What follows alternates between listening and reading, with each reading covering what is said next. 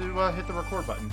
Anyway, so yes, how's it going, everybody? Especially those on YouTube. My name's Joe Mojo. My co-host Robby Slick here, giving you the recap of the past events for MNW Warzone and this past Breakdown 7 for Friday Night Flashbang. And oh man, we had, like, just before we went live, a whole mess of people have been released elsewhere in the wrestling world from their place of employment. And I'm not gonna lie, there are two names that shocked me the most. Three, actually. Three of them shocked me the most, one of which was a big star that they just signed, like, not too long ago. I'm just absolutely dumbstruck at the fact that somebody could even go through with this kind of decision making. But then again, it's those guys, so you know what's happening. They do how they do business. They can do business how they see fit. We do business how we see fit here in the Nexus. But without further ado, shall we begin? I mean, by all means, bring it up on the big screen for all of us to see. Alrighty then. Alright, so we got a big week ahead of a weekend that we came in, and we start with MNW Warzone, and we start Warzone like we do here in the Nexus with an 8-man showcase starring Nakano Kirishima. And for some reason, the sound isn't loading on my end. That is embarrassing. Followed up by... Yeah, it's fine. You just got to quizzle the twazzle. Yes. Followed by Mr. Enigma, the mysterious submission user, and the Doctor of Albinomics. Now, one thing that that definitely made the show a lot more interesting was Aiden Zero was on commentary this entire time. And here we have one chance. I can't remember how many showcases that he has been in, but I mean... I believe how many chances he's gotten. Point? You'd think it would just be one, but no. But points proven, and we had Glycerius and laid, higher rolled, everybody getting laid, but then Gorm shows up get as laid, and 7. holy crap! This guy's a mountain monster. But wait, usually this guy comes out 8th. Who was 8th? Well, 8th is Mr. Gorewheel, and as you can see here, the lawyer Gorewheel, and as you can see, mass chaos right out the gate. Oh, yeah, no, without a shadow of a doubt. I mean, and the funny thing is like, you already knew what kind of match it was going to be when you saw some of these guys already eyeing the other ones up. I mean, you've got... the more shocking thing was the fact that I didn't see Alba and Juan throwing hands. It's just like, huh. Yeah, most definitely. Alba and Lay throwing hands. You got Juan Chance versus Enigma, affectionately called the masked individuals, and then Gorm taking on Gorewheel. I mean, you've seen Gorewheel before too, right? You know that somebody like Gorm would definitely just be a challenge for him. Oh yeah, look, I'm gonna be honest, I've been into enough of these shows that I've had to wear a lead line coat just to be able to not get cancer from that guy. But, you got this absolute baller of a match. How many brutal fights in and out of ring, and look, I'll get to the fact that, we got that brutality going on outside of the ring, but also, let's not forget the inside. I mean, Nakano and Juan Chance just absolutely two young bucks, in a sense, going at it hard. Yeah. Sirius already at the top, scouting out his prey, and just taking Enigma down with that Hurricanrana. The master of the street lucha is really reining it in, and Nakano Kirishima, one of our young lions, is really showing how hard of a hitter that he can be. I mean, especially with his numerous counters. Oh yeah, no, let's face it. Nakano, this is a guy who, I'd call him the Poison Fist of the Pacific if he were anything, but, I still need to learn a little bit more about Kirishima. Still haven't gotten enough transcripts off the guy. Huh, Poison Fist of the Pacific. That's actually a really cool name. Hey, Nakano, Nakano, if you're listening, I take it. It's free real estate. Free real estate.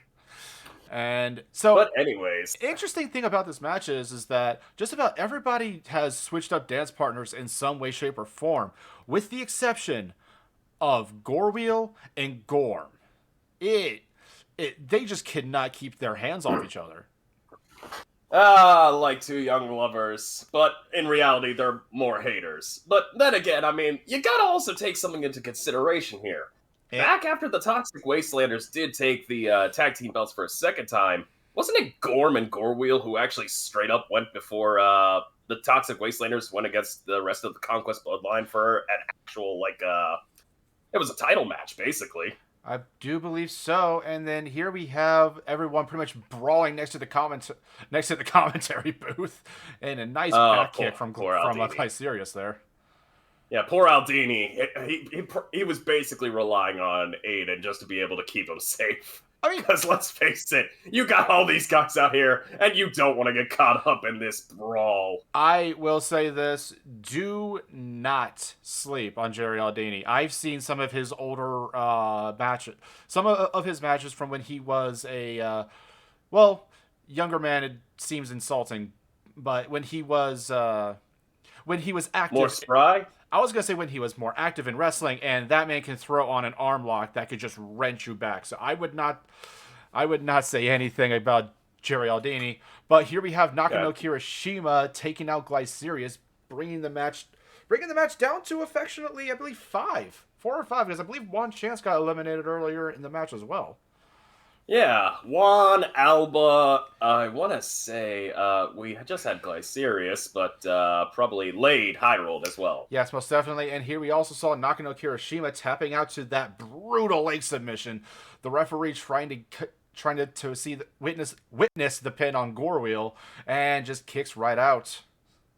You know, it's kind of funny you mentioned that at little lock there. Kind of reminds me of a certain MVP that everybody seems terrified of staying. Oh, see, the name's Edward Bosco. He's never going to return because besides Bosco used to. By the way, we have Gorm being eliminated as we were speaking, and we got Gorwheel just taking it to Nigma at this point. But yeah. So, a lot of people think that it is Bosco. It probably is not, because Bosco loved to use the sharpshooter, most because of his, Nigma just getting busted right open through the mask. Because I believe he's... Yeah, and just look at the blood. Oh, God. I mean, the two of those guys are probably already looking like a giant, used bag of, medical supplies here. Listen, you fight Gorm, and you come out clean on the other side. It is never pretty. Oh, no thanks. Vicious chop right onto the busted sore on the chest, going for a pin. And you know what? I would have immediately given up too, just off of that. But nope, big meaty man does not want to go down. And here we have that leg submission, that reverse figure 4 is Gorwheel, and he gets right out immediately. Yeah. He knew what was coming. He's just like, nope, not taking it. And then he just goes for the legs, only for Enigma to go back up and then take him to the legs. And here is where I'm just gonna say the mystery's gonna lie here, because this absolute fucking madman top rope drop kick to the outside. What is this guy made out of? I don't know, man. I mean, we got guys who have bones made of plutonium. We got skeletonium. This guy's probably made out of crazyonium or some other weird metal, or who knows? I mean, hell, Acme metal? We don't even know, obviously Enigma's not his real name, but we don't even know who this guy is. There's gotta be someone. Look, I will hire some. Get me pictures of Enigma, damn it. And then here we have that leg submission being applied once more. And is it going to be too much for the Gorwheel? And it is. He taps right out. Enigma picking up I believe his first showcase victory. And you know what? You can't fault him. But I gotta say this. Enigma, he played the smart game. He played the long con. He knew that his main threats were already being handled from both Gorm and Gorwheel. So he decided to focus in on basically taking out the rest of the competition, and he did it smartly. He did it smartly. Because let's be honest, when you've got multiple guys who are also from submission specialists to luchadores themselves, you're facing a grand opponent grouping that can basically go all over the map. And I actually do have to echo what somebody in the chat is posting. This match really made Enigma. I have to agree wholeheartedly. He was tremendous in that entire match. Yeah, you know what? You're right. Let's be real here. The way that Enigma fought, I can see this kid. This kid's gonna go places. Most definitely, but we will have to see where their momentum takes them. For now, we are going to go into an in-ring promo from the Warzone General Manager, Jerry Aldini. All right, ladies and gentlemen, that was a great opening match. Congratulations, Mr. Enigma. One of these days I want to hear you speak. All right, I'm here because there's business to take care of. We got a super show coming up on November 20th. I know you all have a lot of questions. Who's doing what? Who's facing We're definitely who? keeping the what the hell is going on? Oh. Right off the bat, we need to figure out who's going to face the Lady Boots in her first title defense for the Nexus Titan Championship. The brass, we've been meeting, and we've decided that next week there is going to be a fatal four-way elimination match featuring Bart Ender, Sir McCheese, Yakiniku Party, and Lock-In. Whoever wins that match will face Boots on November 20th. Now, the next part is the tag titles. The issue we found is a lot of our top tag teams are involved in a lot of other issues. High Voltage, Meme, the Conquest Bloodline, Chain. Oh my God, you all are just so busy. So we decided, no, we're not going to have a tag match. Doesn't mean that Shoot Nation doesn't have anything to do, because I'm telling you right now, Shoot Nation are the first two names to be entered into this year's C101 tournament. That's right, folks. The C101 is coming back, and the first two people in it are Jack Abbott and Devin. But we'll talk more about that later. But the big thing we had to decide was, what the hell are we going to do about Juan Chance and Wilson, son of Will? That match needs to be, no question, who was the winner. So it's not just going to be a hair versus mask match. Now, we haven't fully decided. We've narrowed it down to 3 match types. It will either be a knockout match, a last man standing match, or an Iron Man match. We haven't completely figured out which of those it's going to be, but we'll let you know which one it is next week. Several things to unpack on that one. Also, apologies for the technical difficulties. We had no idea that our mics were on, but mostly blame the interns. You realize that I'm the one who's operating this switchboard, right? And you also realize we have a bunch of interns who are also working on those little mini computers. Marty is an overworked and underappreciated individual. That's all I'm going to say. But we have several things to unpack on this one. I mean, first and foremost, 2 of the names that are going to be in the C101 were announced. Shoot Nation, Devin, and Jack Abbott. So the Scorpion and the Pretty Boy. He is handsome. I can admit that. Devin is a very handsome man. But like, I don't know, man. I'm still voting for Suplex Sam on that one. Agree to disagree when he grows an actual beard. Anywho, so let us. I mean, we have 2 of the tag team champions. We have the tag team champions going in for a possible singles gold. I mean, do you think that this could be another attempt for someone to become the double champion? Perhaps. The whole thing about being a doubles champion, we've never really seen. I don't believe we've ever seen anyone even get close enough. Like, there's been snippets here and there, but in reality, it's always been that elusive goal. And the fact that you've got both the tag team, champions themselves going into a singles competition, are they going to be in the same brackets, or are they going to be on opposite sides? See, that's actually what I'm very interested in myself. I mean, I believe the only double champions we had technically was from the last C101, where Meme picked up the tag championships as the trios champions. But ultimately, I don't think it was counted because they sadly did not win the C101 of that year. But we also have to, I mean, I also kind of want to mention this. Imagine, if you will, if they actually do this. If the Mad Lads of the Brass and Aldini actually do this. An Iron Man match between Wilson, son of Will, and Juan Chance. Like, for those who do not know, an Iron Man match lasts an hour.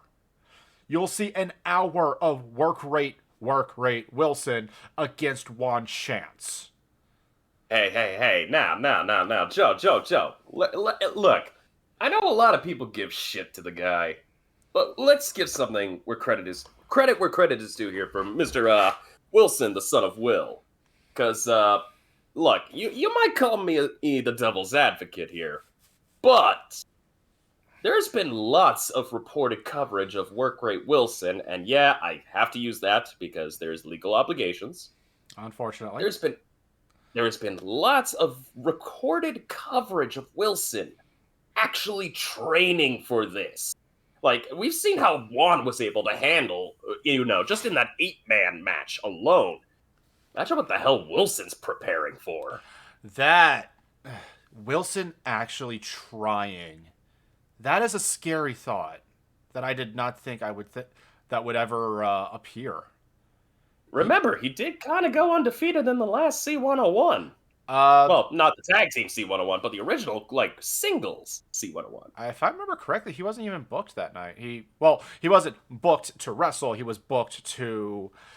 Well, he was teasing that he was going to say a certain word that we cannot repeat on air, and then any attempt, he was pretty much getting bodied by a bunch of people.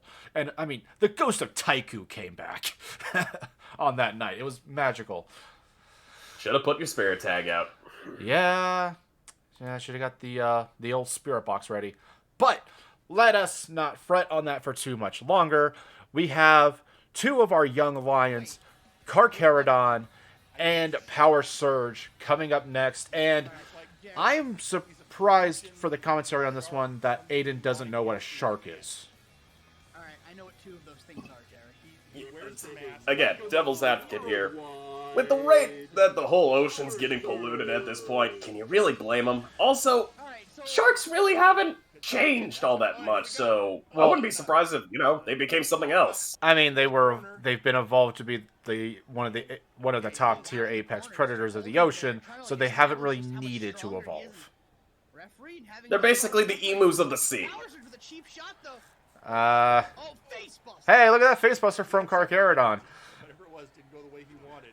Oh, yeah. Look, I gotta say this right now, but the fight between Carcharodon and Power Surge, this was actually a breath of fresh air. Because I gotta say this right now. Yeah, we've seen, Power Surge go in and out from place to place when it comes to being Nakama's, golden boy. But the fact of the matter is, we're starting to see him break out. He's definitely employing what he's learned from, teachers like Trashman Jones, Bart Ender. And the fact of the matter is, Carcharodon, we've seen him, he's no slouch either. And this is definitely put a metal to the flame match here. Most definitely. I mean, you could definitely see the Lucha Libre inspirations of Power Surge's moveset. And Carcharodon, I mean, just look at the... Well, not look at that. Let's not focus on that one. But I mean, you can look at that. That's still great. I mean, the art. I mean, yeah, it was a beautiful arc, but ultimately missed its mark. And here we see Power Surge just taking advantage of that one slip up. Yeah, however, that slip up still didn't mean that it's the end all be all, because Carcharodon got back up again. Most definitely. I mean, he's still just... he has not lost any kinds of stride. I mean, if there was like a ranking system of like the young guys, I'd put Power Surge up in the top, especially with. I mean, he was the protege of Trashman Jones for a while. Yeah, he was there to kind of take the pin here and there, and as well as kind of take most of the take most of the hits. But that just trained his body to be a bit more tougher. Yeah, it's, you know what they say, what doesn't kill you makes you stronger. That or it puts you on a hospital bed, whichever one comes first. Yeah, but something that I'm actually kind of would like to see more of from Carcharodon is these like technical moves that he sometimes applies towards the middle of the matches. Yeah, I would love to see, I didn't know a shark could be that, limber. I mean, I would love to see him like try and like do like a submission move called like Shark Cage or something, or Shark Weaver. I don't know. I'm not creative at all. Nah, Jerry. Wait, I almost called you Jerry Aldini here. Forgive me, Joe. Listen, hear me out. Put him in the Great Jaw. Ooh, that's it. Yeah. I get you. Just getting right out of that headlock with his knees, but that leg sweep though, kick and then bring himself right back up. He's just literally. I mean, you gotta love this. You just see it's back and forth. It's like a beautiful fight. If I were to emphasize this, I would say this is the Mike Tyson, Alexander Holyfield fight of wrestling. It would make sense. I mean, supposed to be in the water. Of the young guys, see it. Yeah, of the young guys, I can see that. I mean, they still have plenty of room to grow, and I would love to see where their star power, like where this star power takes them, especially because I think the top. I mean, you got Beowulf at the top of that ladder, looking down, just pretty much begging someone to come and face him. Hey. When you're at the top, it gets lonely, so somebody's gonna have to go up there and give you some company, and either it's gonna be the Shark Man himself, or it's gonna be the literal lightning luchador. Yeah, and I mean, I don't really think he's a luchador. I don't think Power Surge is a luchador, technically. I think he's just one of those masked wrestlers that we keep here, that we see a lot of. Speaking of... Look, I'm just going to lump them into the luchador category until otherwise. Because, let's face it, this guy's being trained by Bart Ender. And he is literally one half of Lucha on the Rock. Well, formerly of Lucha on the Rocks. Remember, they broke up and he was Bart Ender was forced to direct... My God, that Escalera, though. Just nimble, flawless. And it's about to get even more brutal because we see Carcharodon going up and just slamming him. 1, Megalodon 2, slam. 3. Carcharodon with the win. Yeah. Look, try as you might, lightning doesn't always strike twice. And in this case for Power Surge, the Shark dragged him to the depths and made him into chum. We've been seeing a lot of the younger guys facing off against each other. So do you think that the Brass and Aldini are trying to gear them up for something? I mean, honestly, because I've noticed this going back in terms of the generations.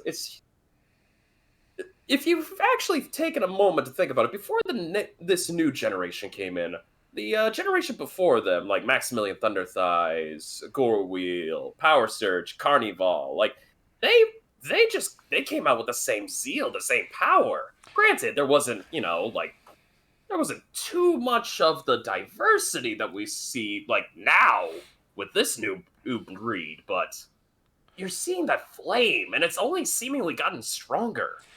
I mentioned this before that what separated out Flashbang from Warzone was that spirit of competition, especially before Aldini took over. And we're kind of seeing that in a whole new light on Warzone now. We have hungry young talent that are just looking for an opportunity and doing whatever they can to pretty much like show their stuff, saying, "Hey, I can be the next Zako Do. I can be the next well, I was gonna say the next Thunder Thighs, but there's a bunch of people that not really happy with him right now." Speaking about people who are not really happy right now, we got the All-Father Arcov attacking Citra King for some reason. All right. Well, I mean, Arcov. you know, maybe he got a drink and it was full of pulp. Why though? Wait a minute. Speaking of pulp, Citric here is getting beaten to a pulp by the All-Father. And I can't really say that was a good idea on, you know, Arkov's end, because, hey, you know, Citric King, that's a guy who actually knows what he's doing, but at the same time, considering the ebb and flow of this fight, yeah, no, Arkov's in control. I mean, this is the And juicy one. it comes back to what I was saying about the murder cave last week. Oh my god. I don't believe that this was like some random act of violence, I don't like that. especially with Arkov's, well, let's just say not so stellar record after forming with the murder cave. Where the hell is security? I think this is deliberate. I think this is with some sort of agenda behind it, and I don't know what it is. Well, something that's actually interesting, and something that was brought up by both Aldini and Aiden. Yeah, And you and I were actually talking about this when we were reviewing the tapes here. Citric King actually won one of the showcase matches, correct? The 8-man? That he did last week. Yeah, and, you know, like, it was last week, and Arkov beat the other guy from the week before. So there's a pattern. Are you saying that Nigma should be looking out for, like, should be, like, keeping his head on a swivel? Because, I'm not gonna lie, Arkov is surprisingly stealthy. He can just sneak up right on you and then, bam, take you out. That's basically what I'm saying, because let's face it, do you really want to be the guy that gets you know, slammed by the All-Father himself? And No. Yeah, no. I saw what he did as the MNW World Champion. No. Nah, yeah, none of there's that. a reason this guy was known as the Gatekeeper. Yeah. Also, the chat, who did Arkov attack last week? If I remember correctly, I don't think he actually did. I would have to check the books with Carla on that one. Yeah, I could have misspoke here. However, I do remember he gave off that ominous message. Yeah. And from one ominous message to another, we have a promo by the Sith Lord, Exar Kun. Greetings and salutations, as some old friend of mine would say. You all know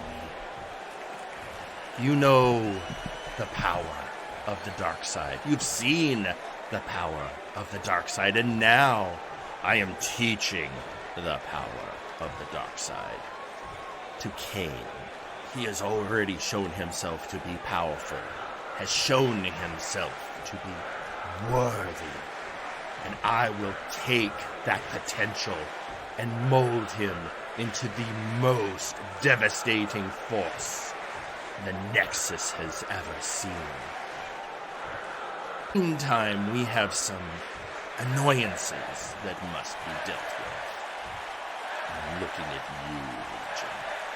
So who is, tell me, Earl King West, Louis McDonald, which one is going to betray whom first? Oh, and Trice, you're still there, right? So we should probably find some time to get it out of the way. I know that everything is so booked and stacked for the Super Show. There probably won't be time for us then. But, Brass, Kane and I would love to get our hands as a tag team on Louis and Wes. That way, I can help Kane break his chains. I can truly set him free, and together we can show those gnats in Legion the faces of their fears. Until we meet again. And there we have it, a challenge laid out. Exar Kun and Kane versus Louis McDonald and Earl King West of Legion. I said West, not West. Oh, I do apologize to Earl King West. I still get the heebie-jeebies whenever that guy takes the mic. Oh. And he took in Kane to unlock a better, a better version of him, or I guess he had Sith Lord see potential in just about anybody. I mean, I didn't really think that Kane would actually be Force sensitive or anything like that. Do you need to technically be a Force sensitive to be an apprentice to a Sith? Questions for Defunct later.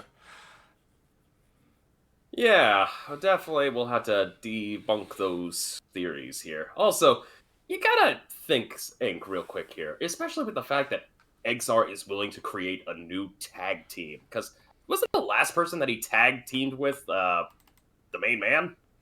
Who, Exar? Yeah, Exar. I believe he used to tag with Fear Strikes whenever Fear Strikes was apprenticing under Exar. Oh, man, good lord, that was so long ago. Yeah, that was simpler times when the Faces of Fear actually existed. But I think Grizzly and Grim are much happier with the Murder Cave. Exar seems to be much happier trying to train his new protege. But something that he kind of mentioned that I kind of wanted to, that kind of irked me, kind of gave me a little bit of concern. He said, Trice, I guess you're there too. You should not sleep on Trice. He knows how to break one's neck in more ways than one, especially trying to lock in that Tartarus lock. Oh, he could. I think he's broken a few arms in practice. Other people's arms, of course. I mean, there is one thing that I have learned in studying my giant book of Wikipedia about when it comes to the Sith and, taunting and all this stuff. It's a dual-edged blade that serves two purposes. For one, it upsets your opponent. It gets them, pissy. And usually when that happens, it throws them off their balance. It could backfire and hyper-focus them. There's always that opportunity. But at the same time, Sith thrive on rage. They thrive on negative emotions. So, prepping and kind of, irking the ire of, the gladiator himself might be a way for him to kind of be like, get a free energy source, so to speak, in ring, if they ever do collide. Well, let's hope that this doesn't backfire on Exar. But in the meantime, in between time, next match we have the Murder Blood Money being led by one half of the tag champions, Devin, of all people, for some reason. And then they're going up against the Murder Cave, who's led by Jack Abbott. Okay, what the hell's going on here? What the absolute hell? Come on, Abbott, Devin, what's your game here? What's the game? I think because they are scouting out, honestly, because, they have no challengers for the Super Show, so the Brass and Aldini put them into the C101, and they're probably just scoping out any potential challengers. Oh my God! Potentially, but at the same time, you would think maybe they would have conversed with one another and just maybe walked out with only one team. Both? That's a little sus, my guy. I forgot that was in. My bad. Yeah, meme. Yeah, meme. Freaking showing them my desktop background, I swear. But, I would actually it would be interesting to see, at least from the Murder Cave standpoint, Chaz Lee and Grizzly going up against Shoot Nation. Chaz being a very, world-renowned tag expert, as well as one of the most decorated champions that we've had here in MNW. But then again, I kind of want to see what Abbott and Devin would do against the big brute that is Mr. Butler. But Butler's a crazy mother hover. However, you also got to remember, And now he's at mercy the of the second Warriors guy himself. in Blood Money to Unkley as well. And someone who Unkley, don't former wanna be in the Nexus ring with, Titan champion, Grizzly Adams? had to lose only. He lost to someone who definitely pulled their weight, Lady Boots. Hey, shooting you out, baby girl. But let's be real. That is a dangerous game that you are playing, and I will pray for your poor soul. No, I think they come up Good luck with that. I lost that long time ago. They come up with a new name, but it would be very That's good. what they all Knowing say. them, they'd be like, That's what they all shooter say. therapy. Yeah, but back in the ring, I mean, look at this action between Grizzly and Unkley. Oh, and then it just changed back into Jazz and Butler. Yep, Butler finally getting his tag in, showing what he can do against Chaz, but Chaz, ever the strategist, counters and immediately takes advantage of Mr. Butler. I mean, he has shown himself. Oh, and there's the chair. There's the chair. Now, Where'd the chair come from? Got thrown in the ring.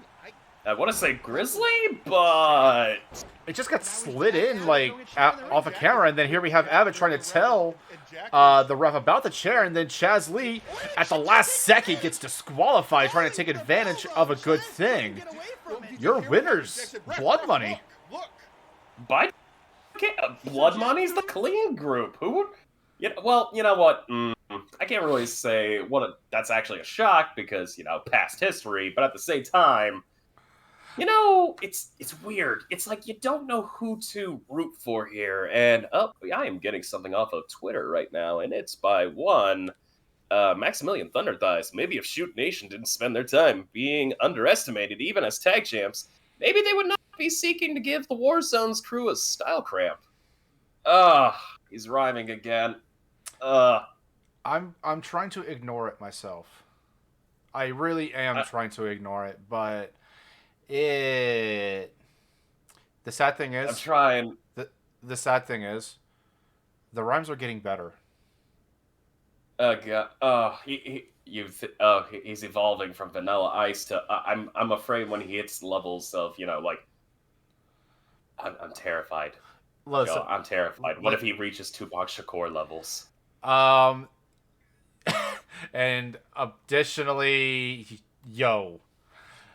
we don't really have anything to worry about, but when he gets to Slick Rick styles, that's when we have to be aware. We have to be very vigilant against that because that is too much power in one man. One man should have all that power. But talking about a man with a whole lot of power, ladies and gentlemen, Raphael Sampson.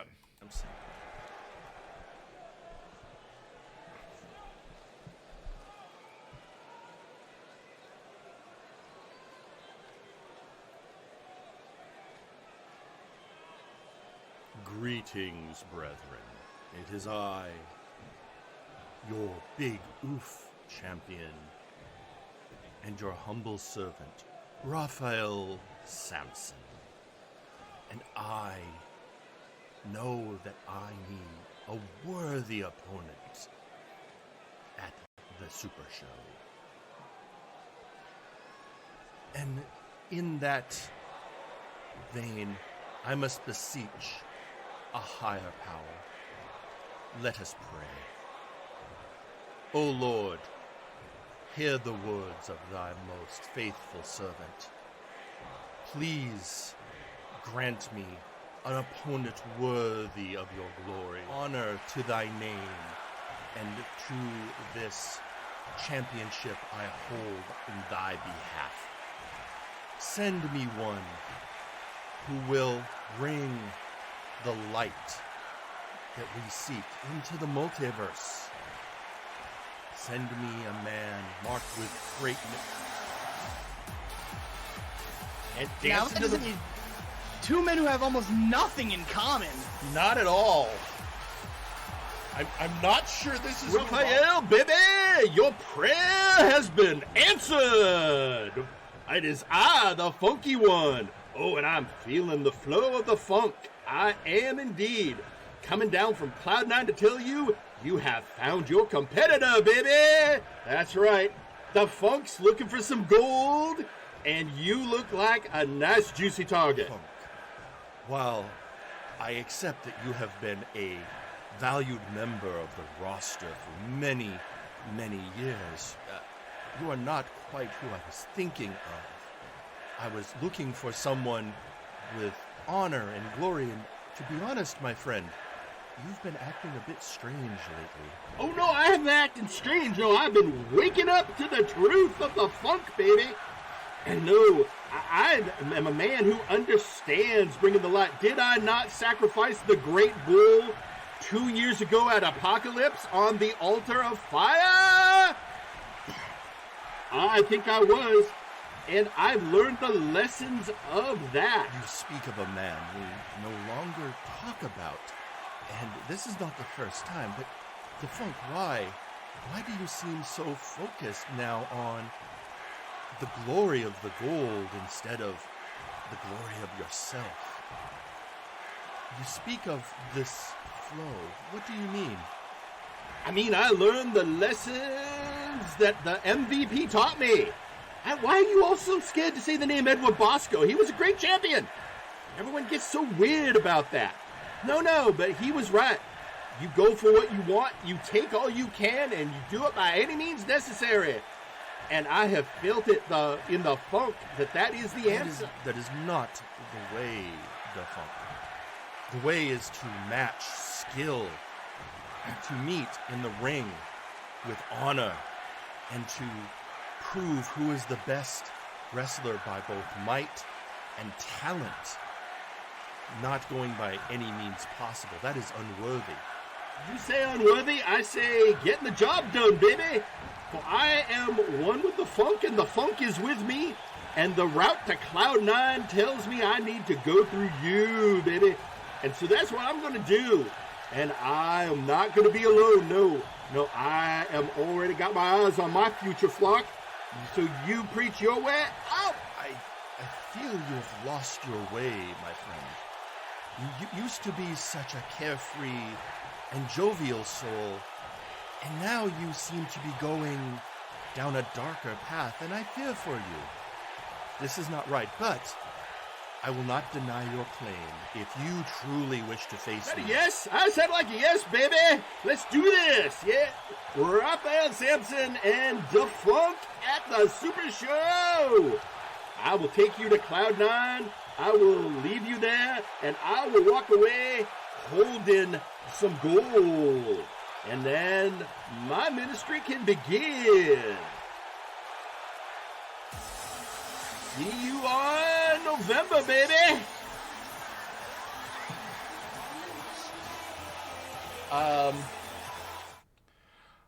Did Defunk just announce that he has a cult in front of Raphael? Buddy. You do not say you have a cult in front of a guy who literally worships a god, and that god happens to be, empowering this guy. You don't say that in front of Wrestling Jesus. Like, fucking... There are two things Defunk said that hit that inquisitive nature in my journalist brain. He said, I sacrificed the great bull, and then my ministry can begin. Feeling the power of the funk. Also, we have Rico Rose on Twitter. I don't know what's worse, Max being a part of VIP or his attempt to copy the Doctor of Albenomics. Well... You leave the Doctor alone. That boy can record scratch. I've listened to the new album. It's fire. Also, to get back to what you're saying, Mr. Mojo here, I'm going to say this right now. I got a feeling Defunk... Yeah, if you've noticed, he's taking on mannerisms similar to that of Edward Bosco himself. So maybe he didn't just sacrifice the actual bull, maybe he sacrificed the golden calf that was, in his mind, so to speak. Well, I mean, to be fair, though, Defunk always kind of, knew his own self-worth, but he wasn't very boisterous about it up until now, especially with, this Cloud9 thing that he keeps teasing us about. what? Again, I pose the question: what is Cloud9? What is it? Is it a faction? Is it like a? Is it a cult? Because it's starting to feel like a cult. Look, it could be anything. It could be a cult. It could be a faction. It could be his new SoundCloud, mixtape. For all we know, Cloud9 could be just it could be a disco club. Who knows? I would love a disco club over a cult. I'm not gonna lie. Hey, don't hate the man. At times, it could just be all a ruse. We never know. It could be that he's, playing up the hype. Remember, Defunct's whole thing is hyping up everybody. He's the jump man. And when you're jump man, you gotta jump. And you gotta jump hard. Before we go to the next match, I actually had a thought. What if it's a new finisher? Okay, now you see, you got me thinking here, and I could actually get along with that. I mean, they're feeling on Cloud9, and then next thing you know, tap, tap, tap. The wiggle is devastating, but maybe it's something new to pull out whenever someone is expecting their hips not to lie. Careful with that, buddy. We might get sued by a certain singer, and we cannot afford that.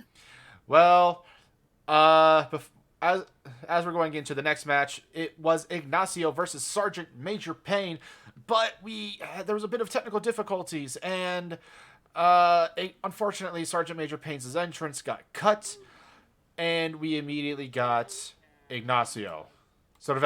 Ignacio El Generico. Died trying to social outcast. Died trying to save those kids in that Mexican orphanage. He was a legend. He was. Too bad. He's very, very cadaverific right now. I hear his best friend Sami Zayn sends him flowers every year on the anniversary. Oh, that's sweet of him. Oh no, the best friend was Kevin Stein. It was Kevin Steen. Sami Zayn was someone who took the likeness, who honors him with the same moves. Ah, that makes sense. Speaking of making sense, Sergeant Major Payne out here exchanging dollars and blows for, a chance and change of luck, so to speak, in the ring. I mean, coming off of his Hell in a Cell match with Beowulf, he probably, again, it's another one of those instances where the young guys have something to prove. And Sergeant Major Payne probably wanted to prove that he is not one to be underestimated by anybody, especially another one of the rookies, Ignacio. Oh, I know. I mean, I have two tieflings in the Well, Ignacio definitely earns his keep. And we see that with his style, we see that with his grace. The thing about it is, though, is that Payne, Bone Boy here, I mean, let's be real, this guy he takes punishment. I mean, I haven't seen Bones take punishment like that since Burnout Vaughn. Well, the luchador style of Ignacio Cervantes does not complement the ground and pound, old school style of Sergeant Major Payne. Granted, I gotta say this. The Sergeant is one of the most humble individuals I have ever heard of. I believe both men are eligible for nomination for. I've heard a lot of good things about Sergeant Major Payne, so can't really say anything negative, so to speak. Granted, that could change at the drop of the military cap. I mean, he is skilled, so tweeting out and social media. So you're going to notice. Everybody's going to notice a theme with these matches, especially because I didn't really do a lot of editing to these. And you're going to see why here in like 4 or 5 minutes. Actually, not 4 or 5 minutes, like less than that. But I mean, Ignacio here is actually really showing how hard hitting he can be, especially after his loss in last week's showcase. Yeah, just going forth between these guys. I mean, Jesus. Like, honestly, you'd swear this was more of like a hate-filled grudge match than it was just like two newcomers, wanting to prove something. Most definitely. They all have championships on the brain. That was a beautiful inverted suplex. All have championships on the brain. I mean, Nexus Titan, Big Oof, Warp Gate Hardcore. I mean, any of these guys could like make a bidding to take their pick. Granted, here's the main problem with that. The line is so long. Like, you have so many people juxting for a position for those titles, especially with a bunch of people who have not only have a lot more season, but a lot better records going forward. Well, you say that, but also you're forgetting another belt that's eventually gonna be on the line, and that's the Battlegrounds, and that is definitely anyone can join. Most definitely. I mean, like Battle Royale, Rumble after Rumble, Battle Royale can like throughout the entire day. That's gonna be a fight. That's gonna be a brawl, especially since it's a championship that's only won once a year. Yeah, not only that, a thought just kind of came to mind, and hear me out here. The money, we still have Semjax with the mega money, but the normal money in the bank has already been cashed in, correct? Hang on, we got I believe he calls that the Blitzkrieg. 1, 2, 3. Not missing a beat after his loss. Sergeant Major Payne picks up a victory. Yep, and you know what they say. Military might is quite alright. Yeah, and what you were talking about, the Money in the Bank, we haven't. So before Aldini took control, the old ruling was the moment the Money in the Bank got cashed, a new Money in the Bank holder has to be crowned. But we have not seen hide nor hair of that stipulation.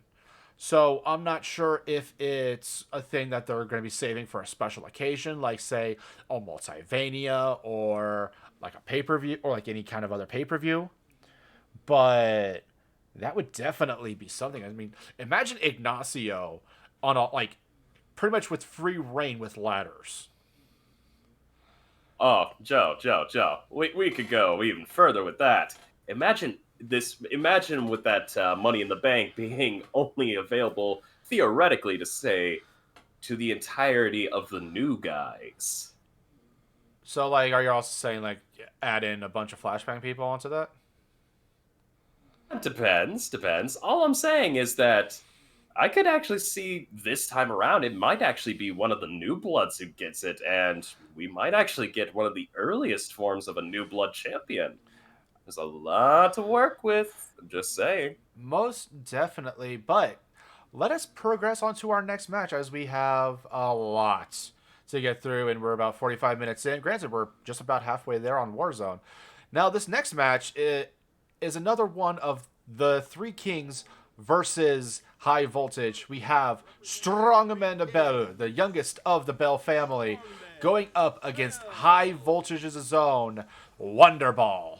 Anyway, who do you have in this match? Okay, look, I'm gonna say this.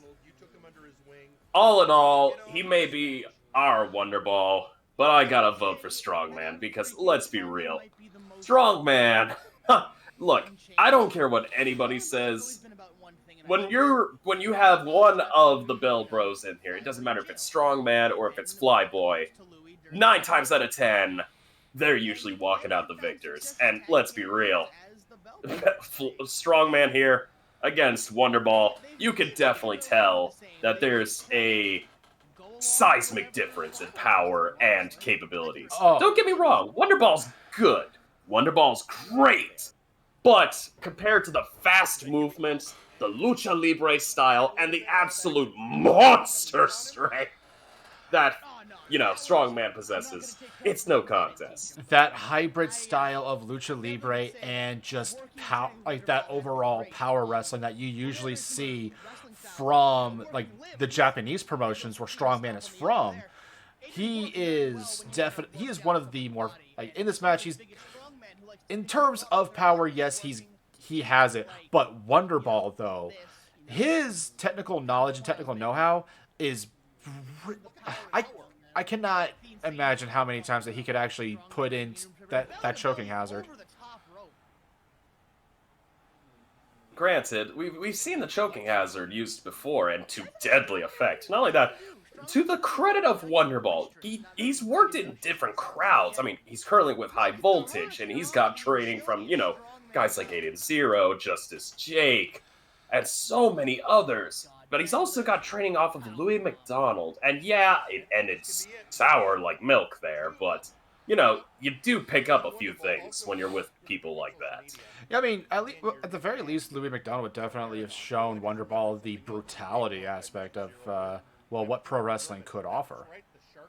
Mm-hmm. Not only that, I mean, let's be real. When you see Wonderball in the submissions as well, you're not seeing, gentle, I'm just putting you to sleep so that way I don't have to deal with you later. No, you see violence in that man's eyes. You see that, yeah, he's trying to hold back, but all it takes is just, lick of the finger, and you could be going into a much deeper sleep. And here we have the choking hazard being applied to Strongman. Strongman not having a good record against these kinds of submissions, but he just busts right out using his strength.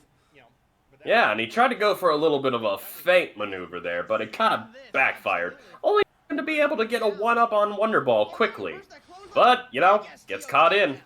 Yeah, I think Wonderball, after that initial, Wonderball pile driver, he found some new source of momentum in this match and is just taking it to Strongman. Yeah, and you know what? You gotta admit, and there's the flexing. There's the flexing. Yep, there's the old school. Listen, I love that cheeky nature of his. It's awesome. He's hilarious. Oh no, believe me, I know the feeling. I flex every day I wake up. I mean, look, I literally have an Instagram account where I flex, just only flex, and I've already got a couple thousand viewers. Yeah, because people love that doughy body. Anywho, I'm kidding. Hey, you've been working out. Thank you very much. You are much braver than I am because I don't have time, unfortunately. Oh, look at that Uranagi, though. Oh, yeah. Look, Uranagi or not, you're going bye-bye, Augie. Speaking of this rolling thunder, imagine 280, 290, almost 300 pounds of Mexican-Japanese luchador just crashing on into you. Joe. Stop reading from a diary, okay? I'm asking you politely. Hey, look, the match is still going. And yeah, fair enough. I believe that that Strongman's trying to set up for the pain train, but Wonderball counters right out of it, knowing it's coming. Yeah, you know what? Here's something also as well. Something that really needs to be taken into account. Wonderball and Strongman. Something that I've actually noticed during this whole fight is that you really actually have to be more impressed with the fact that they're going more into the grapple section instead of, just strong arms and everything else. They're actually performing almost like it was a classic Greek-style fight. So maybe, hey, they're taking it back to basics. And taking it back to basics with a classic crossface, the choking hazard.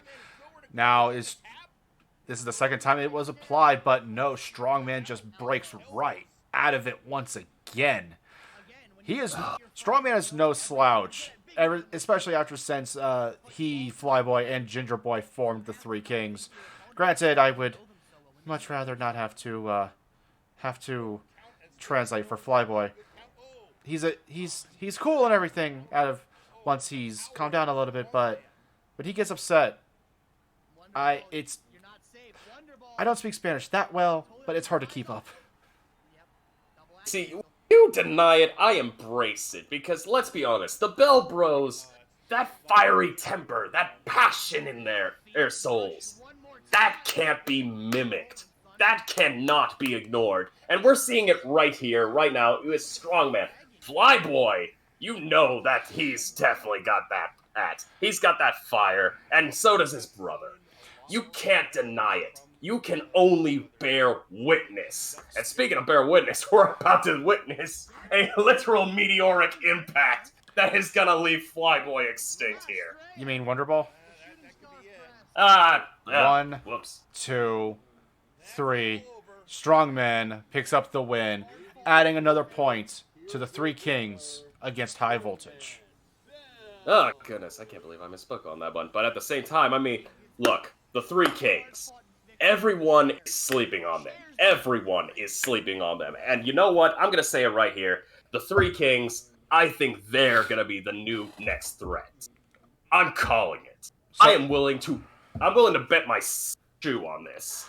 I mean, being underlooked is why they formed the Three Kings in the first place, and especially that kind of spawned their new, I mean, not only their new look, but also like their new outlook. I mean, Ginger Boy's a bit more vicious, Flyboy's a bit more daring. Strongman, though, he's a bit, I actually kind of want to say that he's a bit more calculating, because he's always been the strong, not the strong silent type, but he's also had the more reserved personality.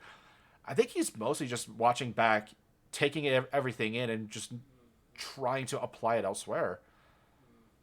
So what you're saying, basically, is that Strongman's kind of acting almost as if the sleeper agent in this case. I'm just saying, never underestimate the Baby Bell.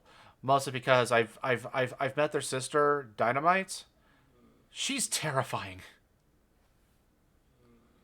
Yeah, I've heard many a story, and there's a reason why I'm just gonna say that there's a reason why you always treat any member of the Bell family with respect. I mean, with their family legacy, yes, you do. I mean, spanning generations, back in the earliest days of wrestling in Mexico, always treat the name, like the Bell name, with the utmost respect, because they are practically royalty there.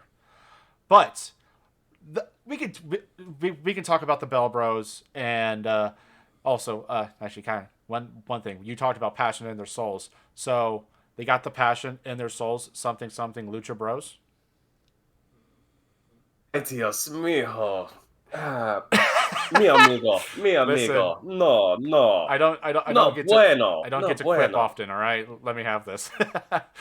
Anyway, so coming up next, ladies and gentlemen, we have our promo of the week. This one's a little different because, well, this took place in ring. Ladies and gentlemen, Zaco Duo, your MNW World Champion. He calls himself now. That, I didn't know you could program an ego into someone, but here we are. I mean, when you consider who made him. You know what? Fair. You're absolutely right. Never mind. All right, let's hear from the champ. Let's get one thing clear here before we start. My arm may be banged up, but I could just be a head in a jail cell again, and I'd still carry this company and kick Ozir's pompous ass up and down the ramp any day of the week. So I'm going to humbly request the oh-so-gracious Pharaoh to bless us with his presence once more, because it's time we had some words. I'll give you points for your impressive win over Daverman. I can't rob you of that, but when it comes to you and I, we're almost dark reflections of each other.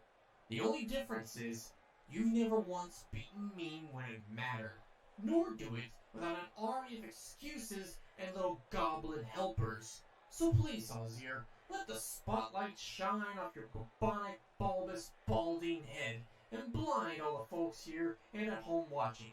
Come on down and...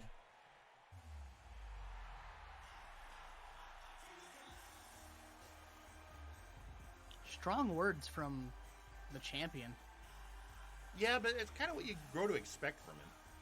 Yeah, it's one of those things. It's like, yes, the sun is bright and birds are flying and Zacho's on a tirade on a microphone. But, I mean, compared to this guy... Listen, I have a lot of history with us here. We don't discuss work outside of work. He used to be in a faction together. Those guys, correct. We have history, and to my knowledge, we're still on good terms, just we don't discuss work.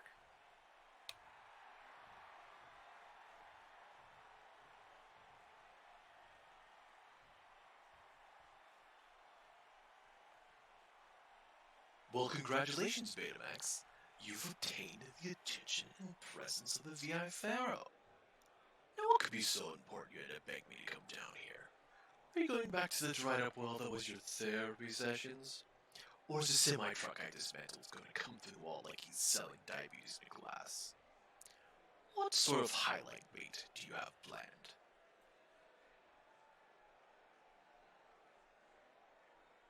Oh, nothing at all. I just wanted you out here because we've got 3 weeks, November 20th, until we can officially start beating the crap out of each other. So, I just wanted to get you out here to make a point. You may be the bougie pissants, but I am the world champion. I am above you. What I say goes. I wanted you out here, and you answered. So when I say I'm going to beat you at the Super Show, you can rest assured it too will come to pass. And you and your club cronies get to crawl back into your private booth with an ice bucket to share pissing in.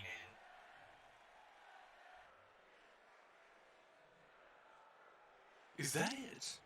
Is that all? My, the cursed future seems to be losing its touch.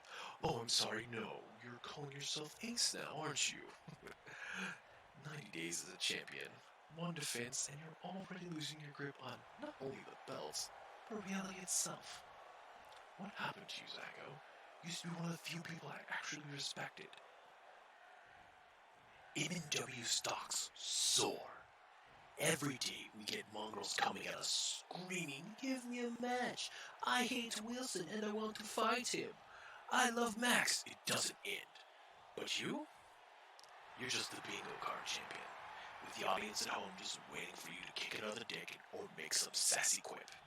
It's such an honor. You may be world champion now, but I'm something you've always desperately been chasing. Relevant. And at the Super Show, I will become both.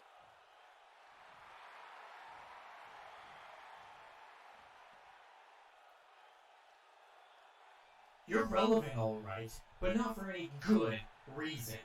You've won every single title you've held clean. But let's face facts, because we all know it's not just going to be you and me in this ring at the Super Show. Every single one of your backup dancers is going to try and get in my way of dropping you on your chromed up head. But when your Jersey Shore knockoffs try to interfere, my Robros are going to carve through those assholes. Hell, we've already seen it happen when Malice turned beef into chopped liver. So, you want to shoot therapy? You're gonna fucking get it. You can take your pin props, your fake gold, your utterly stupid costumes you're making Max wear, Wilson's hair, Alba's records, Beast's horns, Sam's facial hair, put them all in a neat little box, wrap it up, tape it, and return it to the party city you rented them from, because when I beat you for this title, I'm going to dress you down and show the world just how empty and pathetic you are without any gold. So, you want to just skip to the part where we kill each other? Now that is the Zacho I was expecting.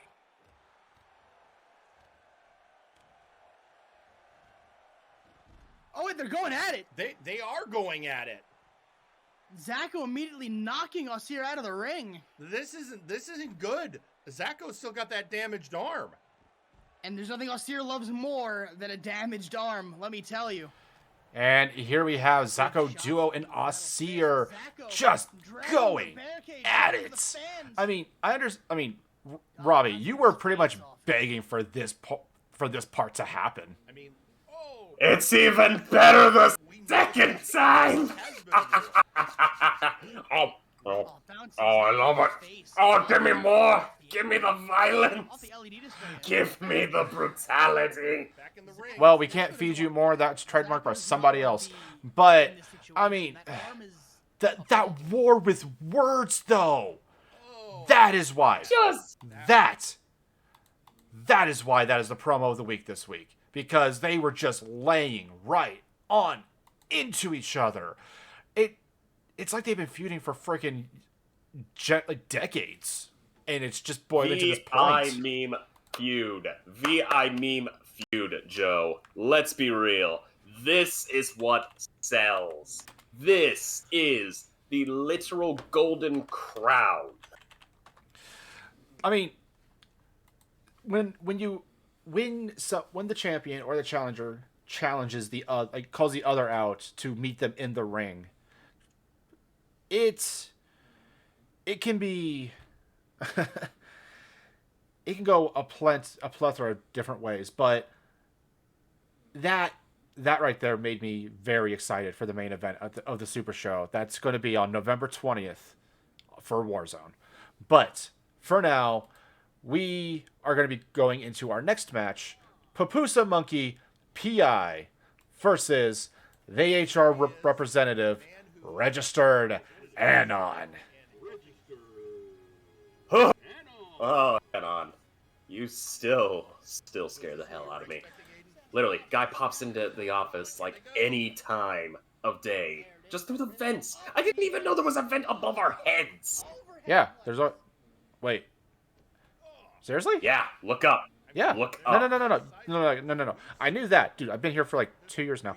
But like, you didn't know that there was a event here? There's vents everywhere. Yeah, but I didn't expect him to be able to, just right as we're preparing for the show, only to pop down right in front of my face and go, sign these papers, please. Don't you? I swear, if that was you, don't you joke on that. That was me. Don't that you was me. joke. I've literally seen this man drag one of our interns into the vents because he didn't fill out a T-38 form. Yeah, that was definitely me, though. Oh. Ironically, we also got a tweet coming in from just a little bit ago. Sacco talked his game and Azir played his game. If Sacco falls for the technical maneuver, Azir, VIP, not to blame, yo. Oh, it's one of those Maximilian ones. Yep. It's safe to say that that's going to be from Max. The rhymes are going to be from Thunder Thighs. These rhymes are crimes. Yeah, the Thunder Thighs is telling no lies, apparently. But anyway, back to the match because we've not talked about this whatsoever. Yeah, speaking of crimes being committed, look at the absolute manslaughter that is occurring to Papusa by Registered Anon. I mean, with all of his cases closed, I mean, you had the stuff with the Outlaw, stuff with everything that Sage the Omnigeek was being assisted with on Flashbang. Papusa's his schedule is wide open, and he definitely, I mean, look at him. He was definitely itching to get back into some form of competition. Look, to be honest, you also can't sleep on Papusa. This guy has actually gone, the distance quite a number of times. Oh, most definitely. I think he was in contention for a Big Oof title match, for a Big Oof and Hardcore title match on numerous occasions throughout his stint. But I do not believe that he's ever held a title. He's most definitely due. But we have a response from our Sawyer. Hey, you better prepare to get your ass kicked, balls crushed, and hand over that ladder when you face off against my Robro this upcoming Warzone. That is right, ladies and gentlemen. We have Maximilian Thunder Thighs taking on Zacco Duo ahead of Zacco's title match against Asir Turan. I think Thunder Thighs is going to have his greatest challenge yet. I mean, we've seen what that guy has gone up against, and granted, I don't know what new Max is like. Old Max I've seen, and he's gone toe-to-toe against some big names. But, I mean, you're going up against the world champion, buddy. Don't get me wrong, I love VIP. I'm a mark for these guys, but even if you're working for VIP here, Max, you're facing off against the world champ. It's not gonna be pretty. Oh. Much like it's not gonna be pretty for freaking Amnon. Crushing just getting his absolutely knees. crushed. Literally. Takeover. Papusa, that's just brutal. Just holding back Amnon, who gives him a headbutt in response. HR rep is not one to sleep on either. I mean, you get a look at this guy and you think, he's just a Florida man. This man is deceptively strong. I have seen him lift up Notorious CAT and give him a bloody ending right in the middle of the mat. You mentioned Florida, and it just made me remember all the craziness that goes down in those places. Unfortunately. But anyways, I mean, just look at Papusa. He's practically trying to tear the head off of Registered Anon. And just lifts him up. And he's just like, nope, you need to get sat down, because this time you're being taken to a meeting. 2, 3. Papusa picks up the victory over Registered Anon. And we had another... where this is the thing. There's a reply. Hang on, I'll get to that here in a moment. Let us just take in Papusa PI's victory here. And we got Registered Anon. Just like, looks like he... No ill will whatsoever, maybe? And that handshake of respect between the private eye and the head of HR. And to be fair, these guys have worked together for quite some time, especially with Papusa, having worked with PI work and, acting as security detail for Anon, as well as the entirety of MNW. So there's definitely a lot of mutual respect in between these two. And tweeting out on social media, Maximilian Thunder Thighs, I'm sorry, did I hear the middle step... Oh, come on, guys. Did I hear the middle stepchild of meme talking smack? This upcoming show, Aussie, is going to make them arms crack. Like I said, the sad thing is he's getting better. But... no worries, I brought a little bit of vodka for this one. We're not supposed to be drinking on the job. I didn't sign that part of the contract. Oh, crap. Well, you probably got that from Omega Pub, who are going up against Chain to Hell in this another addition to their ongoing rivalry. Yeah, and you know what? I gotta say this. It's nice to see that Omega Club has been getting, they've been getting a lot of youthful encumbrance into their rank and file. But going up against the now open Burning Lounge owner of, Flame Revenant and the constant nightmare Constantinople, Alpha Kong and, Gunnar Birch, they're in some pretty stiff competition here. Most definitely, I mean, Flame Revenant, former I want to say 2 or 3 time tag team champion, like the resident tag expert.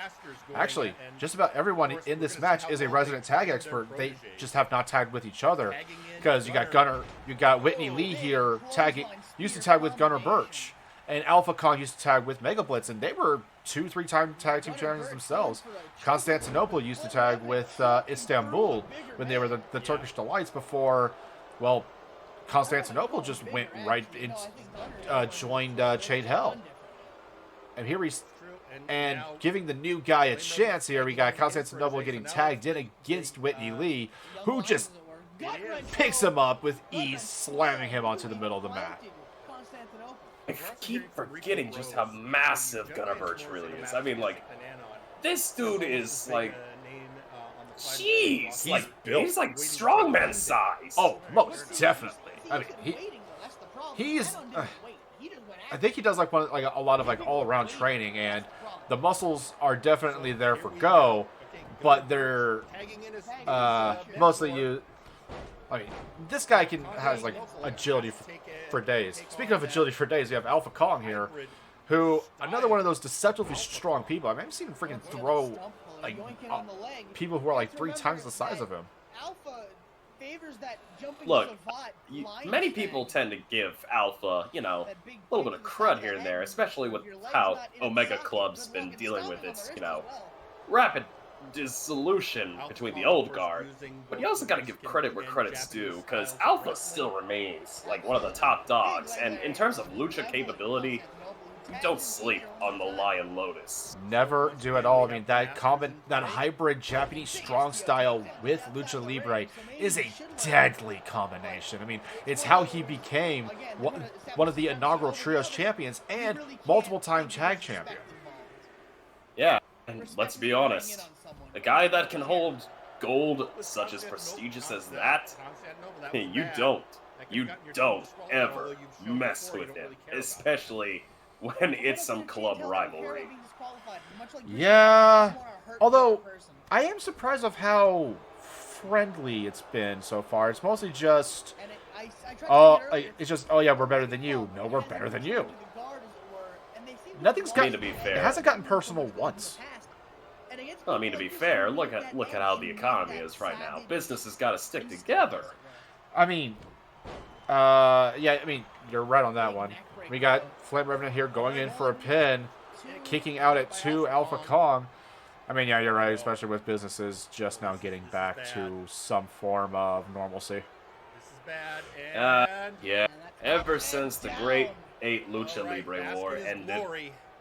The pandemic, but yes, basking in his glory, Another kick out by Alpha Kong does not. Kicks out right at 2. Across the ring.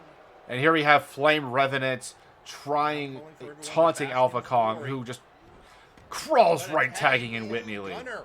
Oh, this is Gunner. I am so sorry.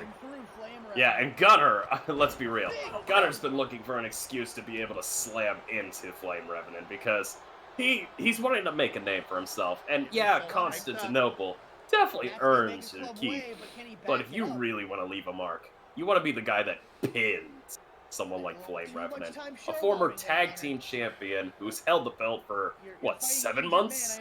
It was a, I think it was a, 7 months seems to be the right number. It was a, I believe it was a record setting. Well, for Warzone, record setting, not outside of, the Bone Warriors is running on Flashbang. Yeah, but anyways. Then, and you know, I just talk crap about him, but Constantinople coming back in and hitting high, and also throwing Gunner high. See, Constantinople is definitely the wild card in this aspect. Because, like, not a lot of people know what he's... No one knows his strength. And if you don't know what your opponent's strength is, that could play a whole lot better than adding to it, you know?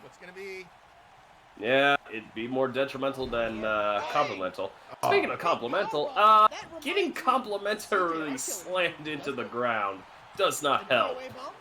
But then you, just right as it was about to be broken up. And then here we have an all-out brawl, brilliant spinebuster onto Flame Revenant from Alpha, and Gunner just trying to dismantle Constantinople's arm. You also gotta just going for the pin, going for the kill. He's not wasting time. 2 still kicks out though. Still kicks out. See, that's the thing about these young guys that a lot of the much older, the more of the older generation kind of complains about that they don't capitalize on their handiwork. Gunner went right in for the pin after the distraction and after he kind of whooped on him a bit. Yeah, but Constantinople, you know, I love the guy, but he knew he was in a bad place when his partner's completely knocked out of the arena. Spinning powerbomb, 2, 3, Omega Club picks up a victory. I believe this means it's 3-2 in Omega Club's favor? I haven't kept track. I want to say that's correct. Granted, I know Kelly lost to Uzra. So, and that was what, last week? That was definitely last week. I remember that. I remember editing that match. It was actually really fun. Yeah, it was. But at the same time, you can't deny that was just like, mwah. That wasn't an appetizer. That could have just gone for a main course itself. Well, and that, speaking of the main course, ladies and gentlemen, we have the main event of this evening. The Warp Gate Hardcore title match between TJ, the Mint Gable of the Absolute Units, versus the Dagger, the Dwarven Prince, Daggerick. Here we see TJ coming down to the ring. He is looking for a fight. Look, he is prepared. He has trained. But here's the question that everyone has to ask. Is he ready? Is he ready to take on the Dagger? I mean, when you're like the youngin' of the Absolute Units, And you've got to live up to the same levels that Absolute Washington and Forrest the Fortress. I mean, you've got to be bringing the A game. And especially against the current Warpgate Hardcore Champion, Dagrick, who, not just too long ago, was the guy who took Arkhov down a few pegs. Crossing that name right off of his book, he is looking to fight somebody who has that same drive he had. That's what it's for, though, folks. The Warpgate Hardcore title. I'm not gonna lie, that's actually one of the more beautiful. That's actually one of the most beautiful belts, despite, well, the violence that comes with it.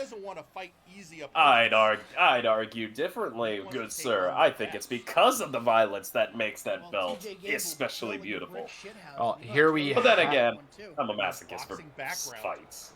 We're fans of Bloodsport. We're kind of sadists in a way. Yeah, also fans of Jean-Claude Van Damme, but you know, not disgusting. I mean, we could talk about him all day, but but oh yeah, speaking of damn. Yeah, TJ Mint coming out strong, Dagrick equalizing him right out the gate, but TJ is not missing a beat trying to capitalize on the momentum that he briefly lost. I gotta ask. Oh yeah, no, you gotta admit, and credit here that needs to be said. Was there a lot of communication? TJ, most people would just kind of laugh at the fact that you're doing, you know, MMA, martial arts, boxing style into a wrestling company, but in reality, it's actually ingenious. And here we have an interruption by the Outlaws of all people. Why? Really? I thought they were just banned from the tag title scene. I thought they were. No, I think they were banned from every title. My God. But Outlaws. What the hell are they doing here? I don't know. Because they're cowards. I just report it. Dude, And taking advantage of a no DQ stipulation, just kicking the crap out of TJ and Dagrick. But we have the Absolute units here coming in for the save. Force the Fortress in the front, Absolute Washington in the back, here to pretty much help out their close personal friend, best friend even, TJ the Big Gable. And just look at how, I mean, Forrest is just decimating Theron on the ramp. He's built like a brick house. Funny enough, that's our accountant. Wait, really? Yeah. He's an accountant? Forrest the Fortress, yeah. But back in the ring, back in the ring, Dagger trying to get that roll up. Yeah, I would see him. By the way, he is very good at his job. Might be some disagreement, but okay, I'm definitely gonna make a note of that. But also making a note of just CJ going in for that nasty right hook. I mean, when you were pretty much told that you don't have to wear boxing gloves to a fight, pretty much a bare knuckle brawl, you're going to take advantage of that. And I think that TJ's got to be one of the hardest, like, he's trying his damnedest to become the hardest pure striker that we have on Warzone. Yeah, also, funny enough, you mentioned the devil, and he speaks. He actually got a tweet out by good old Forrest the Fortress. Took that personally. I'd say you did. I would too if I was in your position. And like, one of my best friends goes in for a title match, and here you got two mercenaries trying to interrupt the match. Yeah, speaking of the match itself, I mean, just look at Dagger. He is already going up top. He's going for the slam. TJ knows it's going to hurt like hell. And as soon as he jumps in, boom, right to the head. Mushroom stomp on his neck. And he kicks out at one.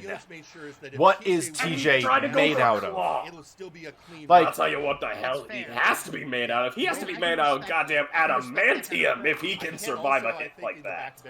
Like, I understand. I know for a fact boxing is definitely one of the most grueling sports out there.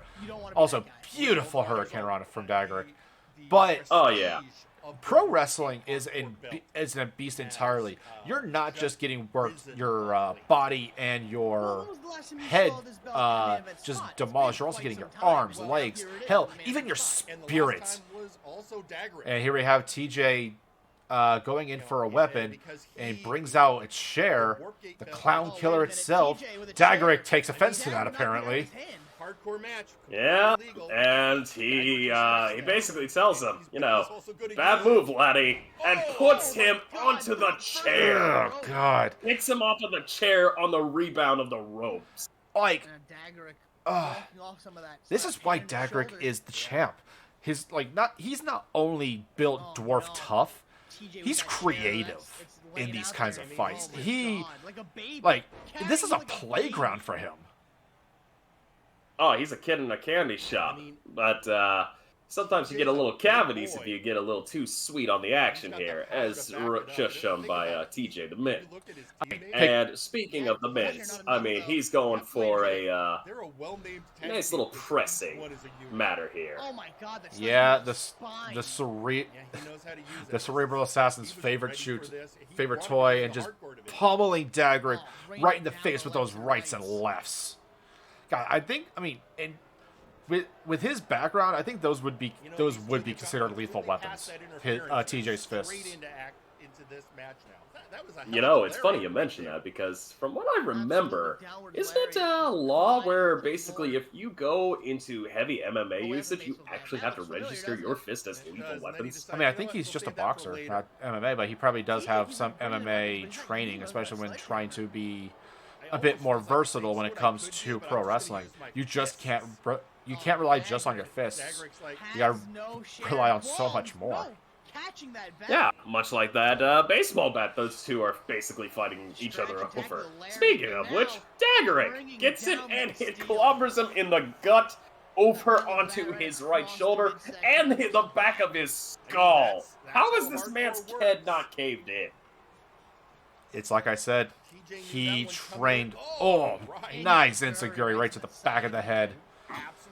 And here we got more weapons, a ladder, and a table brought out. Daggerick looking for some weapons for his own, and brings out another kendo stick. Oh, the kendo stick. Oh, you think those things would be soft? No. No. God, those. Oh my God, dude. Like last Christmas party, Brad somehow picked one up from under the ring, and roll up, and rolled out. Like almost immediately, TJ was ready for it. But yeah, like Brad kind of also he brought one out during the Christmas party. And yeah, I still have a welt in the back of my head. And here we see Dagger getting a little creative, already throwing the ladder in the ring. I was kind of curious at what the hell he was planning on with this. And then they're just fighting on top of the table. Goes in with the kendo stick, says, I don't need this, and immediately regrets his decision. Yeah, that would have been needed to counter. He probably didn't need it to counter, but it would have been nice. And then, dodges the stairs, but gets shoulder checked right back down, and gets hit by it anyway. Yeah, he's like, first you don't succeed, try again, and again. That's just. I think I heard from the stands, I'm a genius. Oh no. But here we have TJ trying to do the exact same thing, like, giving Daggerick his receipt with the stairs. Samoan drop right onto the stairs. Oh God! Oh, I can already feel my. Oh, I can already hear my chiropractor screaming at me. Oh, trust me, the moment that happened, my shoulders were crying. And then he opens the gates. Those ladders are a gateway to either heaven or hell, depending upon your position. Well, and let's rock. Yeah, getting the table back. Yeah, getting the table back, and I could have swore I heard somebody looked like Serge Tankion in the crowd going, table, just screaming that. Oh, God, love him.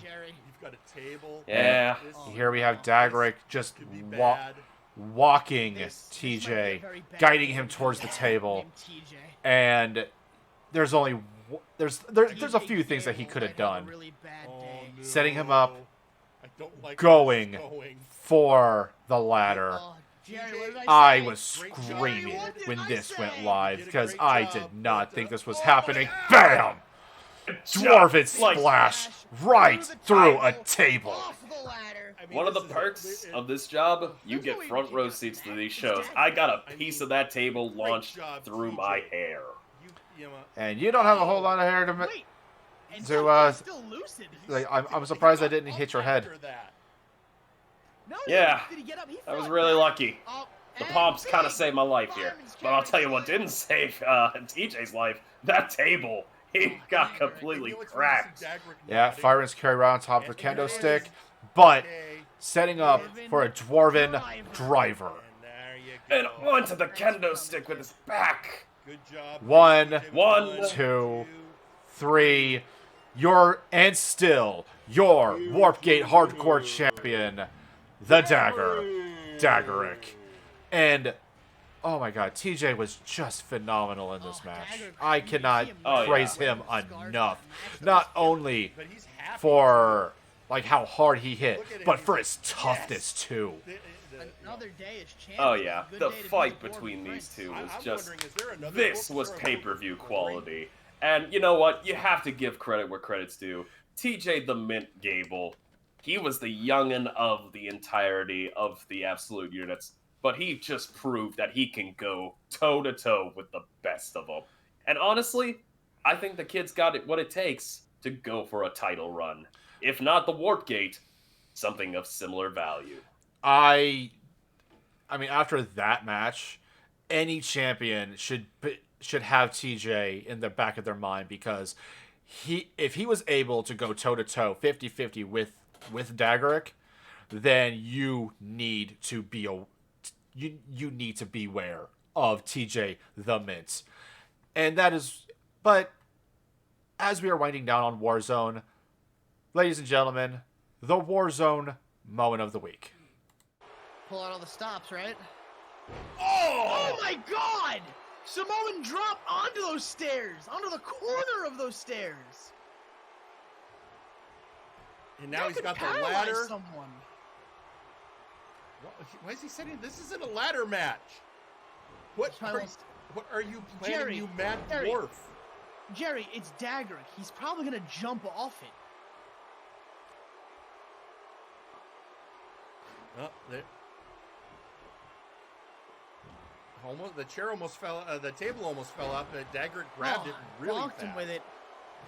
Oh no! Oh no, we've I got a think ladder. the theory was right, Jerry. You've got a table. This. Oh no! This could be bad. This might be a very bad day to be named TJ. Daggerick. TJ Gable might have a really bad Oh day. no, I don't like where this is going. Oh, Jerry, TJ, what did I say? Great job, Jerry, kid. what did I say? You did a great job, but oh my Big splash through the table, off the ladder. I mean, this is it. There's no way you can kick out from that. It's Daggerick. I mean, great job, TJ. You know.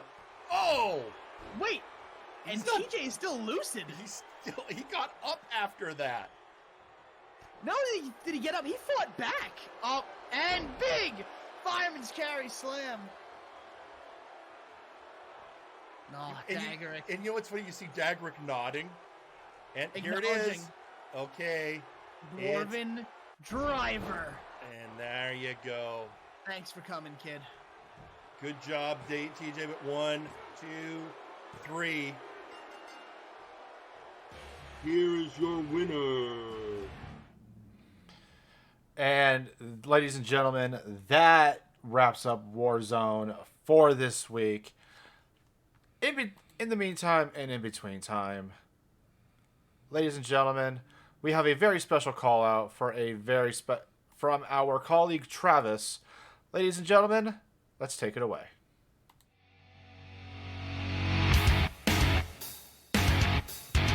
Hey everybody, it's the call out with your host, me, Travis. Nice to see you guys again.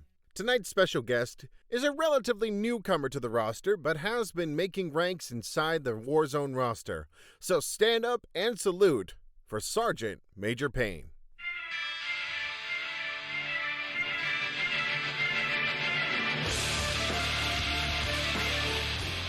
Good evening, sir. How you doing? Hey, I'm doing great. Thank you for having me on the show. Hopefully everything comes through all right. The bunker can act a little crazy with the audio. Don't worry about the bunkers. We can do that with editing. See? Check it out.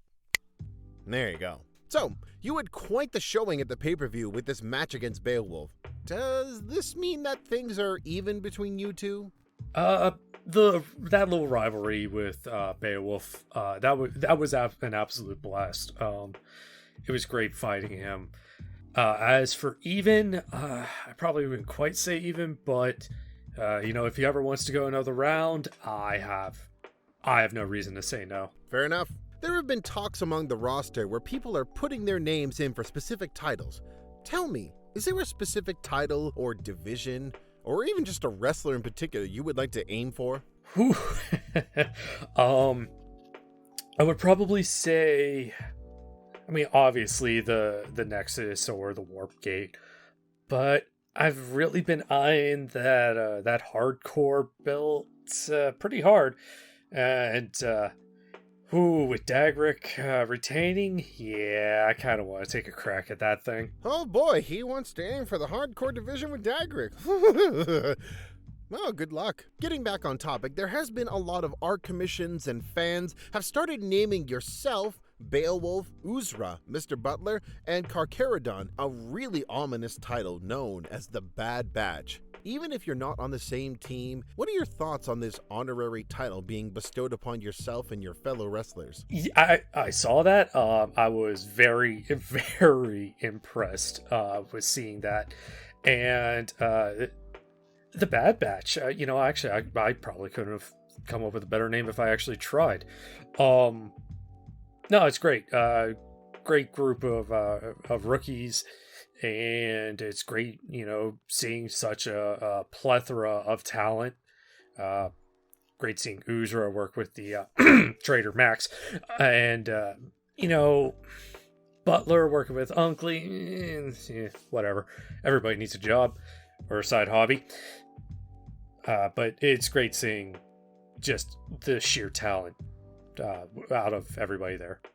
I've asked you what title or division you want to aim for, but what's in the next immediate future? Is there somebody on the roster that has caught your eye? And if so, who and why? Other than Max, I've worked with him in the past for a match. And honestly, I do want to crack that guy's skull in, hopefully find out what's going on in there, and snap him out of it. Be great there. Honestly, I would like to go up against probably Sasquatch. Actually, go up against one of the big guys. Either any one of the old lords to really try and test my mettle. See what I can do against one of the main eventers. The main roster guys, and if I can impress one of them, who knows, maybe I get a good title shot. And like I said earlier, Dagrick, that guy is a wizard with the hardcore division. And I'm not saying this to downplay everything that McMorgan did. I'll go have a drink with that guy any day. But just something about the way Dagrick is able to just beat the living hell out of somebody, sign me up. So you want to pick a fight with all three of them. All right. That is a gauntlet to go through. Are there any closing words for the Firing Line audience you want to say to everybody? Just want to clear up some things. No, I am not actually dead. I am still very much a human being. Mask, paint, the whole nine. So I just want to go ahead, throw that out there for the general audience.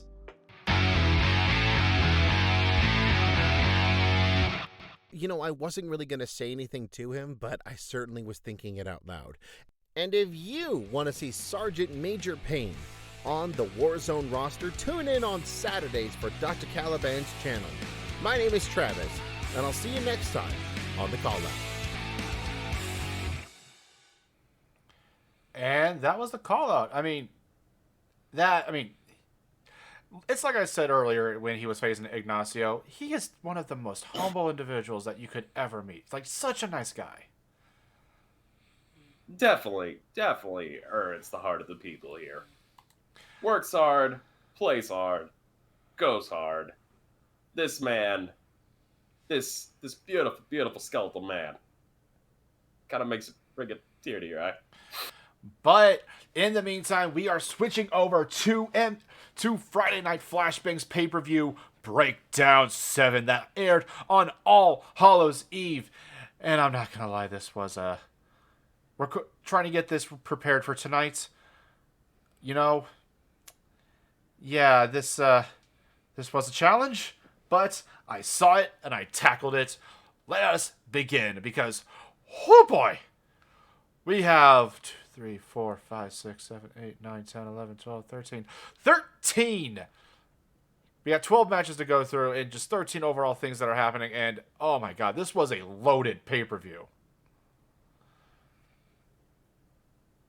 Anyway. No, look, this was... Oh god, I love this pay-per-view.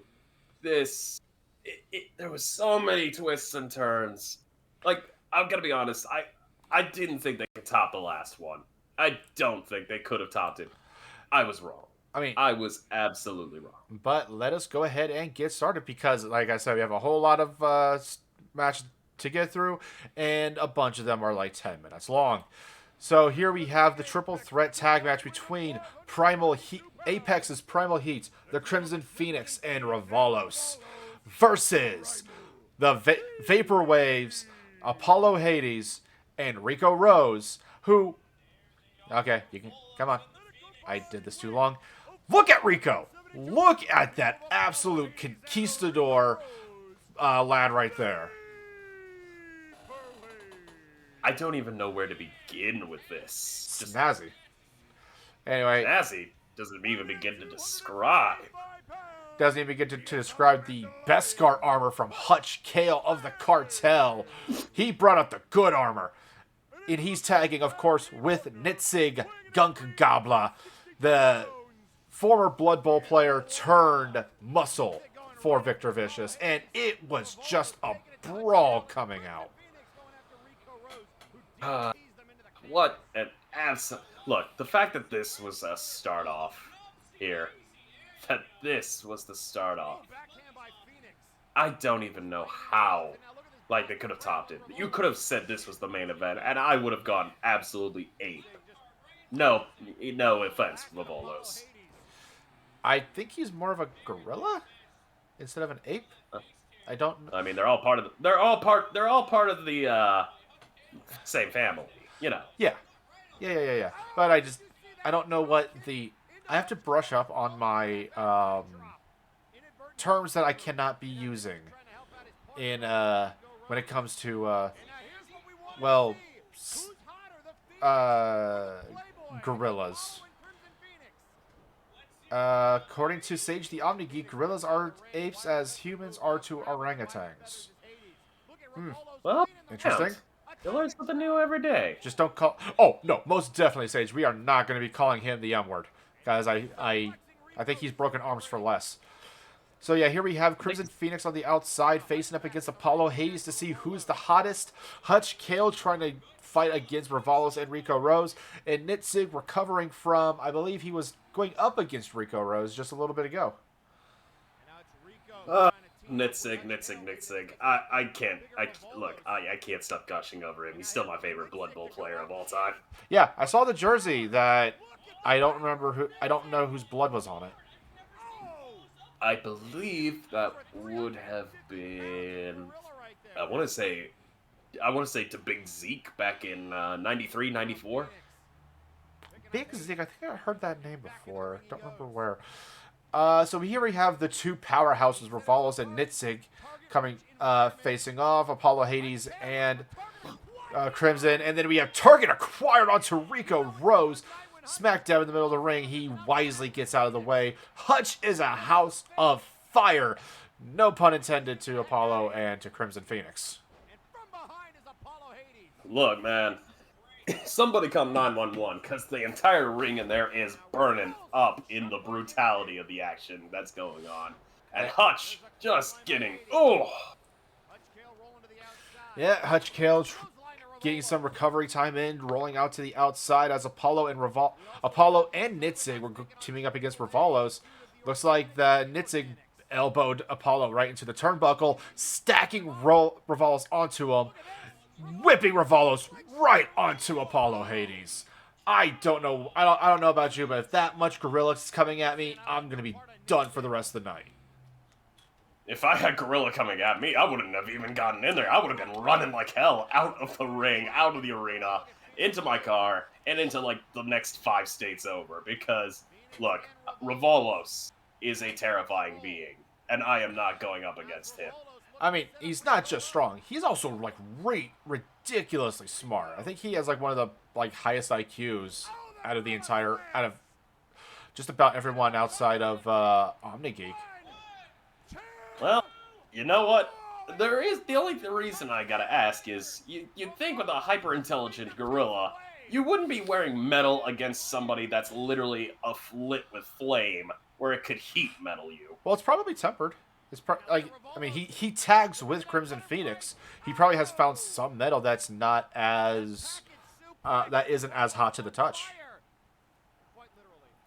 Need to find that because, good lord, do I need some personal protective equipment every time I have to go near, like, Crimson Phoenix. Oh, that double axe handle right onto Rico, comboing right into that moonsault from Crimson Phoenix. Hutch trying to take advantage of the pin, but he did it in front, like, when Revalos and Phoenix were right there.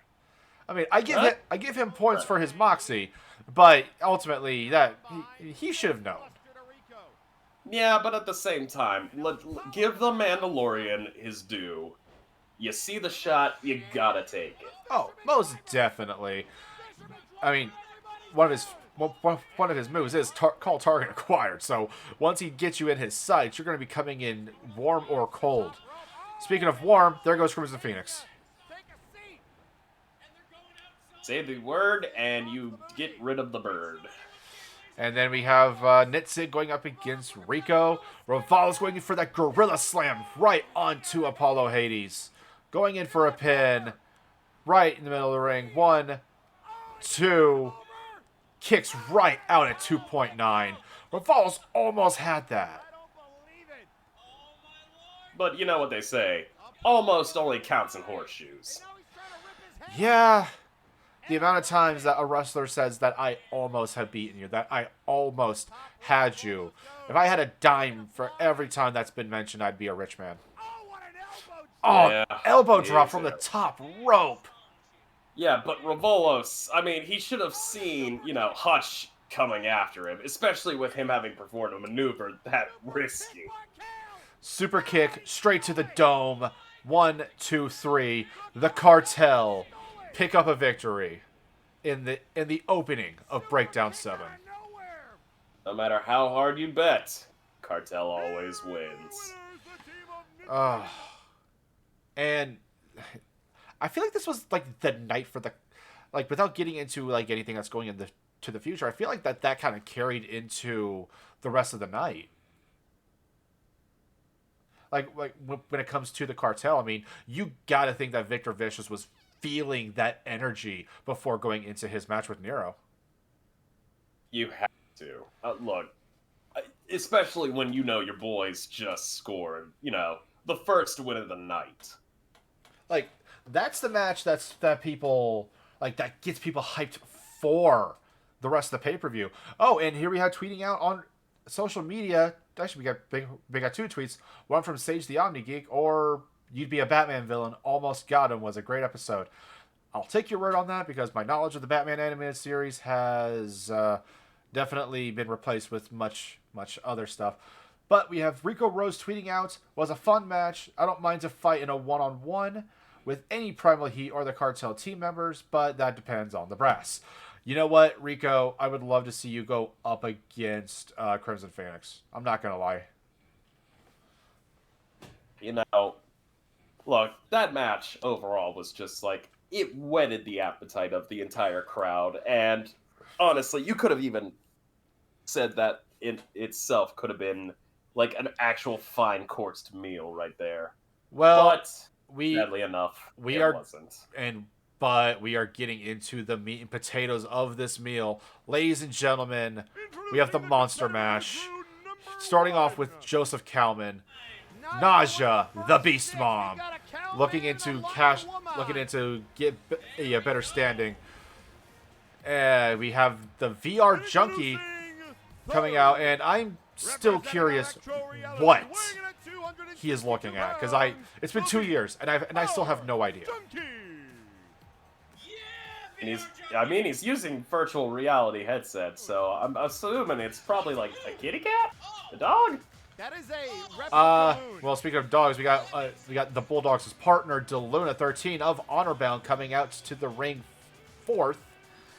I mean, I'm not gonna lie. And then we have Wiley, former interdimensional champion, coming out 5th. He is looking for some people say coming out early as a death sentence, but he is looking ready. I mean, the winner of this match goes on to face the world champion at a later day. Coming in 6th, though, we have the Hunter, the Omnislayer, Artemis. And just everyone's going crazy right out the gate. Between Wiley... Look, I'm a huge Wiley stan. I'm not gonna lie. I gotta say it right now. Wiley, you my guy. You my guy. As well as, you know, I can't sleep on it. VR Junkie's definitely earned. I do love virtual reality. I have said this multiple times throughout the Nexus. The VR Junkie and the Electro Man have got to be one of the best rags to riches stories when it comes to Flashbang tag teams. They were both pretty much treated as jobbers in the beginning, and then they went on to challenge the tag team champions, the Bone Warriors, before Multivania. Like, I don't know about you, if that's not a good... If you don't get behind them because of that, I don't know what will, because they have worked their way up the slow and painful way to get the respect. By the way, bye, Artemis. See you later, Artemis. I hope you and, actually, that brings up an interesting question. Is Artemis and Apollo related? No. Most definitely not. Okay. I thought we were going with the whole twin thing here. Hades has mentioned to me about his family's history, and let's just say there's a telltale sign of age just neglecting them. Like, did you know that Apollo is in his 50s? Wait, what? Yeah. No. Hold the frog's legs here. 50? By Omnigate. Nope, not by Omnigate. Yeah, he's 50. He was a TV star in the 90s. By VR Junkie, though. Oh, I feel old. Oh, I feel old. I need another seat. I need a bigger seat than this one. Yeah, I believe it was Apollo. I believe it was called Apollo Heat. Was a hit TV show in the 90s. My parents would tell me about it all the time. And we got. Speaking of Heat, we got Thunderbolt coming in. Yeah, I was rooting for Thunderbolt to win this match. He is. And then, oh yeah, Lord V came in. Lord V gets eliminated, but he's not satisfied with being eliminated out the gates. He just rolls right back into the ring. Refs tell him to leave. He's like, well, shucks, I guess I better leave. And then I can't explain this. I can't explain this. Did he just... Yep. I don't... Somebody call a scientist. Bye, Zach. Do we have a scientist on? Caliban, yes. He was also a doctor. Somebody call the doctor. Yeah. Call Caliban. Call Grim. Call your Bill Nye the Science Guy. I want somebody to explain what the hell that was. Listen, like, after V stole my voice and hijacked my show during my vacation, I don't ask questions anymore when it comes to Lord V. Hearing my own voice spoken back to me, that was weird. Yeah. Oh, I'll tell you what wasn't weird. Getting to see Nasha just Oh, double team by Wiley and Omni-Geek. And here now you got Henry Colt. You got the Cowboy himself. We got Cowboy shit incoming. And as you can tell with the cuts, I try to at the very least get some of the entrances and exits. And we have Omni-Geek squaring up against Wiley as Zephyr's coming in. Wiley is going out. That if I was that happened. If I was Omni-Geek, I would be ecstatic right now because he just eliminated a former interdimensional champion, one of the biggest names that Flashbang has. Yeah, and now he's dealing with Thunderbolt trying to throw his ass out, going, "Thanks for doing me the hard work, kid. Now get out of here." And Omni-Geek is holding strong, but just does not hold strong enough. Thunderbolt eliminates him. And here we have the mysterious mercenary Dragoon. I still don't know what he is all about. I tried to interview him several times, but I don't know what this man's motives are. He has aligned with, and by Zephyr Tail, he's aligned himself with the House of Caliban, but I don't know what his goals are. Like, he's a mystery. Oh, what can the House of Caliban offer him? Immortality? An extra organ? Well, free science? Speaking equipment? of the House, we have Christopher Caliban, the creation, coming in. Dragoon laying into Naja. Naja beating back both Thunderbolt and Dragoon as Creation's fighting back Lord V.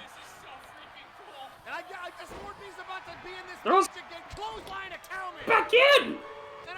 I don't know. I don't ask questions when it comes to Lord V. I just let it happen. Well, he definitely did not care for Henry Colt, and Caliban does not care for good old buddy there. Ugh, getting absolutely stomped on. You know who I'm surprised was not in this monster match? Fucking Wang. Just right hands after right hands on Naja. Goodbye, Naja. You were fantastic in this match. Yeah, too bad. So sad. Can't be mad, though. And V still hanging in there, even though he was not in this match. Oh, yeah, so I think Brad was messing around in the production truck because it shows Remo came in 8th. He came in 15th. But he was having somebody was having a little bit too much of the butterbeer Harry Potter surprise in that production truck, weren't they? Dude, Mark made an excellent brew. Yeah, I know. I may have taken, at least a couple pictures back home. I mean, him and Rosa, though, they just, I don't know what it is that they bring to the Christmas parties. They are, it's just fantastic. I know, I'm still trying to get the recipe for their figgy pudding. Oh, just fantastic. Anyway, we have Kalman eliminated, then we have Ramoon and Colt trying to remove Dragoon, as the Creation's still fighting off Lord V, who, I don't know why the rest didn't do anything with Lord V trying to get him out. He's at the very least being able to, been somewhat respectful with the rules post-Empire. Yeah, definitely earned. Bye, Dragoon. Bye, Dragoon. Thanks for playing. And oh! And that could be ball game, and now Lord V, no doubt. Well, there he goes. There you go. V for Arrivederci. Oh, and there's the graveyard smash. Graveyard smash and the monster mash. Henry Colt is exhausted.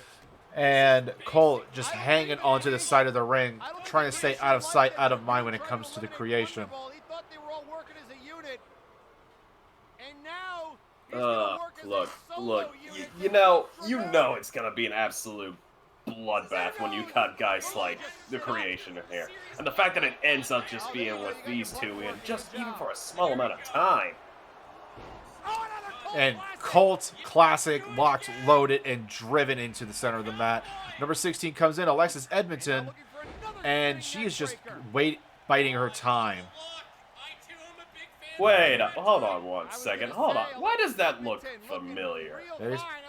Probably because there was a game that came out recently that I believe they are. I'm not sure what the relation is, but it's close. I think. I forgot to ask. You can say she was primed. Thank you, Sage. And then here we have a Australian Starhand coming right in at number 17 as Alexis took down Colt and trying to go after the creation herself.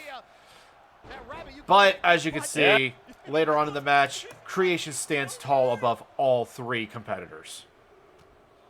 Oh yeah, you knew. You knew. Oh, speaking of standing tall, here comes the tallest order of the match, the Doof. I'm sorry, he isn't Sugarfoot. I mean, I'm sorry. Ever since I got a look into what the budget is for his entrance, he's a hazard. And now there's the clothesline.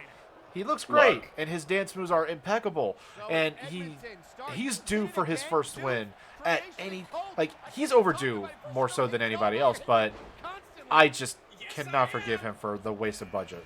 He's the reason why we don't get a lot of vacation days.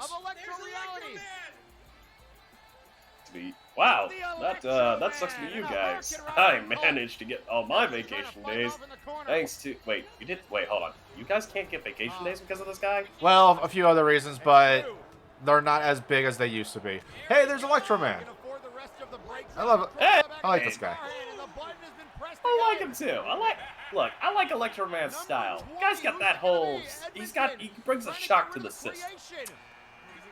Definitely just electrifying. Alexis taking out the creation over the top rope, and Starhand immediately going into her. Agualong going right into Colt. Dear old creation, gone out of bounds. Thanks for playing creation. You tried, but now... Oh, and Doof, out of here. Bye, Doof. Get out of here. Yeah. Because, let's face it, Electro Man out here bringing a positive charge to this match. And unfortunately, he met a grounded charge with Colt. And here comes Lord V's tag partner, the Cleaver. And this guy definitely has to be the most monstrous that is in the ring as of current. I mean, he's a demon of hell. Like, I don't want to mess around with him. Shot to the back of the head. Now Henry Colt in trouble. The thing about demons, they're terrifying, they're scary, but all you need is a crucifix, enough holy water, maybe their true name, and, you know, a good exorcist. Bye, Starhand. And you can usually get him out. And then Electro Man going up against Alexis. Good night, Alexis. And here, you see, Electro Man's like, nope, definitely not getting involved. Oh, now I'm getting involved. Well, it's what I was talking about earlier. Electro Man and VR Junkie, I don't know what fire they got lit under them, but I'm still hot. Not high. I'm still, like, hold them in such high regard. If they get the momentum that they want to, by the way, middle rope, Colt Classic, right onto Agualong. Fantastic. But gets turned around immediately. But seriously, though, if Electro Man and VR Junkie wanted, they could go for the tag titles at any time. But someone coming right in, who could it be? Oh yeah, who could it be? We got Spike coming in at number 22.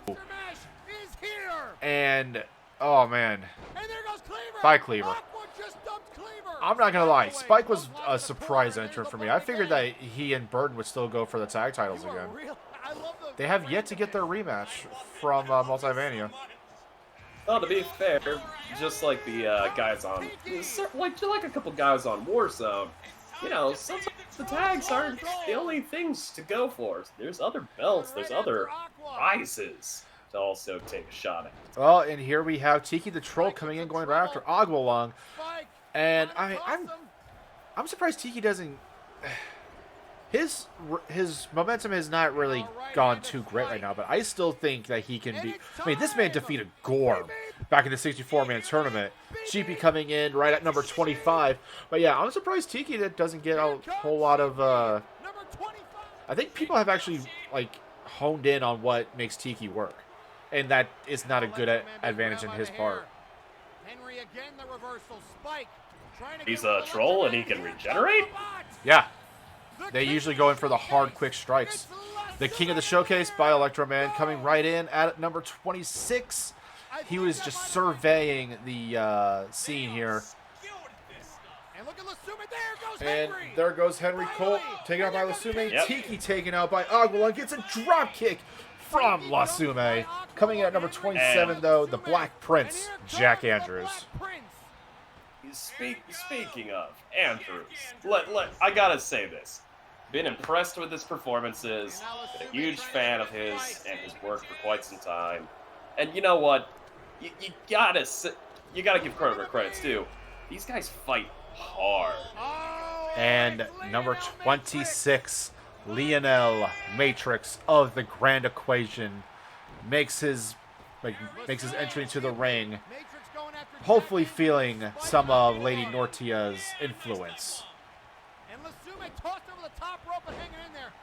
Be a lady tonight, especially on a night like Halloween. Yeah, All Hallows Eve, where all kinds of spirits and shenanigans appear. Well, the spirits are much later in the card, but you get my meaning. Number 28, Death himself comes right in, and you could feel the air shift the moment his music hit. Look, I'm gonna say this right now.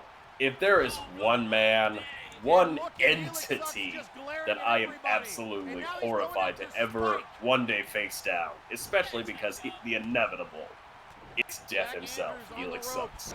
Because I know one day this guy's gonna be standing over me as I draw my final breath. And when I'm gone, I'm terrified of where this guy can take me. There are two things that are inevitable: Death himself and taxes, which, by the way, keep that in mind for everyone in the next couple of months. Number 29, we have the Sandman of House Caliban, surveying the scene as well, trying to see where he could go in, and goes right in for Aguilong with clubbing blows. Lasume catching him, though.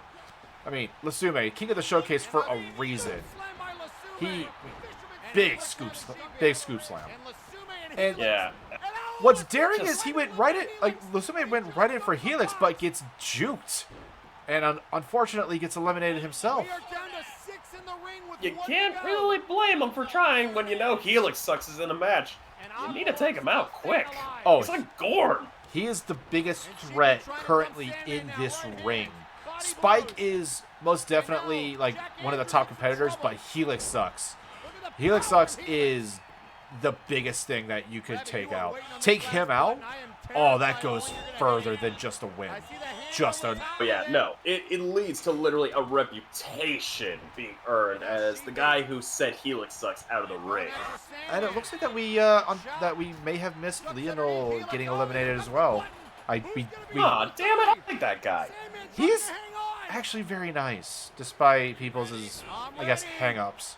But we have Burden coming in at number 30.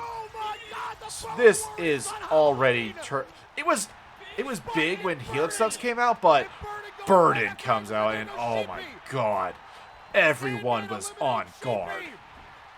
Yeah, look, when you have both members of the Bone Warriors here, you got Death himself in the ring. You had an Eldritch Abomination in there. I mean, I'm just surprised Aqualung's still keeping in. Bye, Burden. Like I said, Helix Sucks is the one that you want to beat, but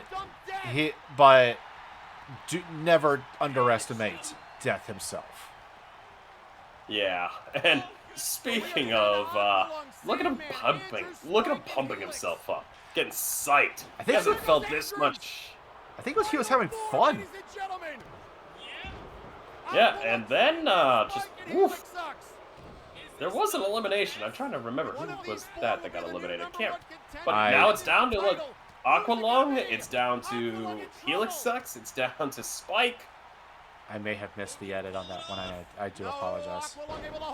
It's fine. It's fine. Besides, dealing with, just look at the absolute carnage going on in this ring. This was a bit. Yeah, I was gonna say this. I think the initial runtime with entrances for this match was about 45 minutes long. And at this point, Sandman's tired, Aguilon's tired, Spike, maybe. Helix Sucks, I don't think gets tired, but, dampening fields and whatnot. Well, here's the thing. Can Death ever truly lose energy? I mean, Death literally feeds off of energy, so theoretically, for... Oh, never mind. I was wrong. Out of time on Aguilong, and Spike beats Death one more time, eliminating him. Goodbye, Aqualung, and the thing happens. The Sandman stares with his one eye to Spike. And here you have your final two. Sandman, Spike. Who do you have? Oh no, I don't know, I don't know. There's too much pressure. Too much pressure. Now, okay, I will say this though. Sandman is a Flashbang original. He was, part of the 64-man tournament, I think he went on to the finals in that. I don't think he's had a world title shot ever since. I mean, he's definitely due. And then you have the former tag team champion, Spike, going for a, well, by the way, suplex. Sandman unfortunately gets eliminated. Spike, with that creative usage and quick thinking, suplexes Sandman out. Here you have the winner, Spike. And you already know that him and Burden are going to be boning it. Actually, no, that sounds bad. I was trying to use their catchphrase, but that sounds no. That's a no. You know, Joe, you gotta be careful with some of the things. You trust me. A number of the fans. Trust me, I realized what I was saying the moment I said it, and I regret everything. I don't know, man. I found it quite, well, you could say, humorous. Fuck right off. Anyway, so as this was going down, we had El Toro Azul going up against this mystery person? Bot? Is this a robot? I don't want to assume. This guy's pretty massive. Yeah, he's big. He looks like, not gonna lie, he looks like one of the Celestials for like the Marvel comics. I could see that actually. Holy shit. Yeah. I mean, he's just bench pressing El Toro. Like, El Toro's not a small man by mind. Like, he's got to be about 350 of pure muscle. It just lifted him with ease. He's thick. Thicker than a steak from Outback Steakhouse. My God, that's a big-ass steak. That's a thick-ass steak. And just El Toro taking it to his would-be assailant. And I mean, El Toro was supposed to be in a 3 versus 2 with his tag team partners in AAA, El Pollo and Demolition Fox, but against the Cyberbots. But then this unknown entity comes right in and attacks him. Do you think that they're in line with the Cyberbots in some sort of way? I mean, granted, I'm no detective. I don't know. And I've got to keep an unbiased, even if it is, not technically in my contract, opinion about these things. So, if he is, I mean, it was a smart move. If he isn't, it's just a bad case of luck. Maybe El Toro may have crossed paths with a black cat. Or, maybe walked underneath a ladder. My God, just again, this ease, just deadlifting El Toro, just drops him right onto his face. He's going for it again. It's just, oh God, like spins him, lifts him, drops him. I don't know what's going on anymore. Yeah, and you feel bad for whoever's getting the interview with our Secretary Eileen. She's just running like mad. Well, I would too, because I mean, come on, Eileen is gonna have to run away from something like this happening. If I see these two fighting near me, and I have seen two monstrous men fighting near me before, I'm getting 50 yards away from that. 50 yards? Come on, man. We both know the safety zone is probably anywhere between 200 to 300. Hell, even the backstage crew knows that. They're getting out of the parking garage. They're reinforced doors. Those are designed to withstand blast yields of cruise missiles. And they're going up against these two. Like, I mean, after the fucking, I hate to keep referencing this, but after that week-long fight between Johan Mjolnir and Gorm, yeah, everyone just up and runs away. Like, freaking Gorm got thrown into a truck and it exploded. Gorm just walked right out. There's a reason. Look, man, mountainous endurance. There's a reason that guy's known as the monster. Yeah. And then we have El Toro fighting back into the interview section of the backstage area, that clubbing right blows, choking this entity out. I'm not even sure if this person even takes an air. I don't know if this guy even needs air or anything else. Also, it's kind of funny because if you go down about 2 doors from here, you actually reach your office. Yeah. Also, right in the back, there's Lionel Matrix. After his match in the Monster Mash, he's probably doing a prayer to his matron, Lady Nortia. Probably. All I know is, I still can't forgive, the designers of our facility. Why did they have to put the MNW logo upside down? I don't know. Really? I don't know, man. I think that's a network issue that I don't have to. I'm not paid enough to deal with. But it's good enough that we're getting branding for Manny T's cooking show Raw right in the back there. Yeah. Also, just absolutely cracked the skull of El Toro with that last hit. Just I mean, the strength, the strikes. This person is definitely going to have to be somebody who we see in the future once they reveal their name. I saw Talos sit there, but is that the real name, or was that like some sort of like alias that they were using to hide their true identity? Wait, Talos. Hold on, Talos. Didn't they ban the worship of that guy? I mean, as far as I know, we have free reign for religions. I mean, you got Matrix with his Lady Nortia. You got a few other people. I can't really name every single one of them because we have not a whole lot of time. We still have a few more matches left. Speaking of which, we have Jack the Questionable with his gaudy golden boots going up against the Bulldog, Grant Martin, coming up next. And this is a grudge match in more ways than one. And especially, Bulldog brought Mr. Stick. I swear to God, with my background, I swear, I think we need a freaking, screensaver count on this freaking stream. I swear. You know what they say. I mean, I'm willing to install it, but I'm putting it up on the little micro fridge TV that we've got. But in any event, Bulldog here versus Jack the Questionable. I gotta say, I love this fight. I love this fight to its core. I love the fact that it's a grudge match. Now, personally for me, grudge matches are where it's at. There's nothing. Yeah, you can get the normal fighting. You can get the normal brawls. You can get those snide little comments here and there. But really, when there's absolute hatred between two people, that's when you know a fight's gonna be real. That's when you know a fight is going to be absolutely batshit, balls to the wall insane. And this right here, you damn well can bet every last Bitcoin that it's going to be insane. The fact that you use Bitcoin concerns me.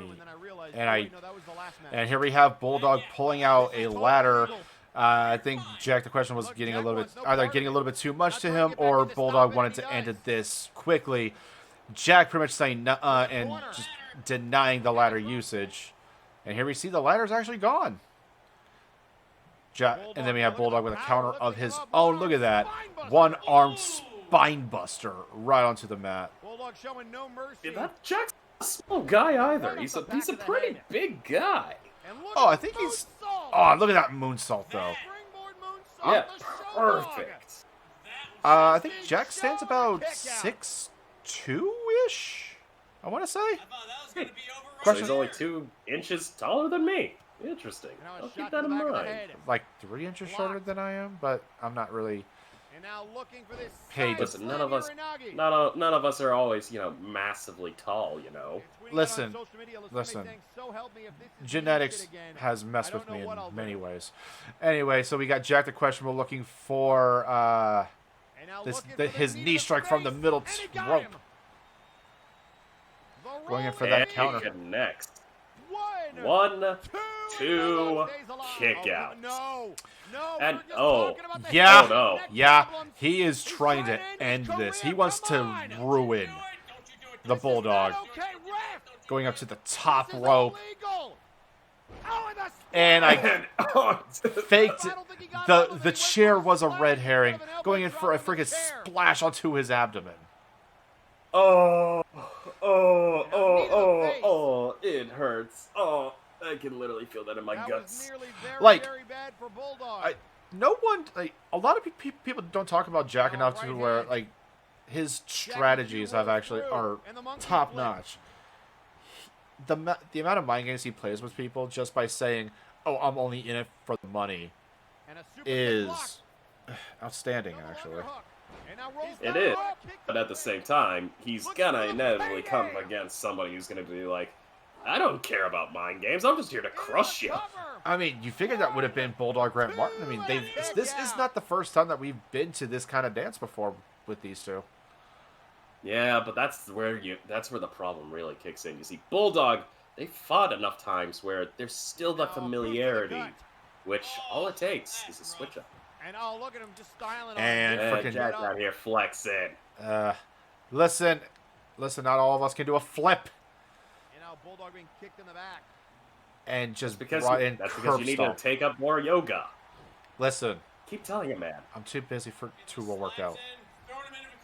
Fine. Look, just come with me to our Tuesday Zumba classes. Oh, and a roundhouse. Look at that roundhouse kick. Also, did you say Zumba? What's wrong with Zumba?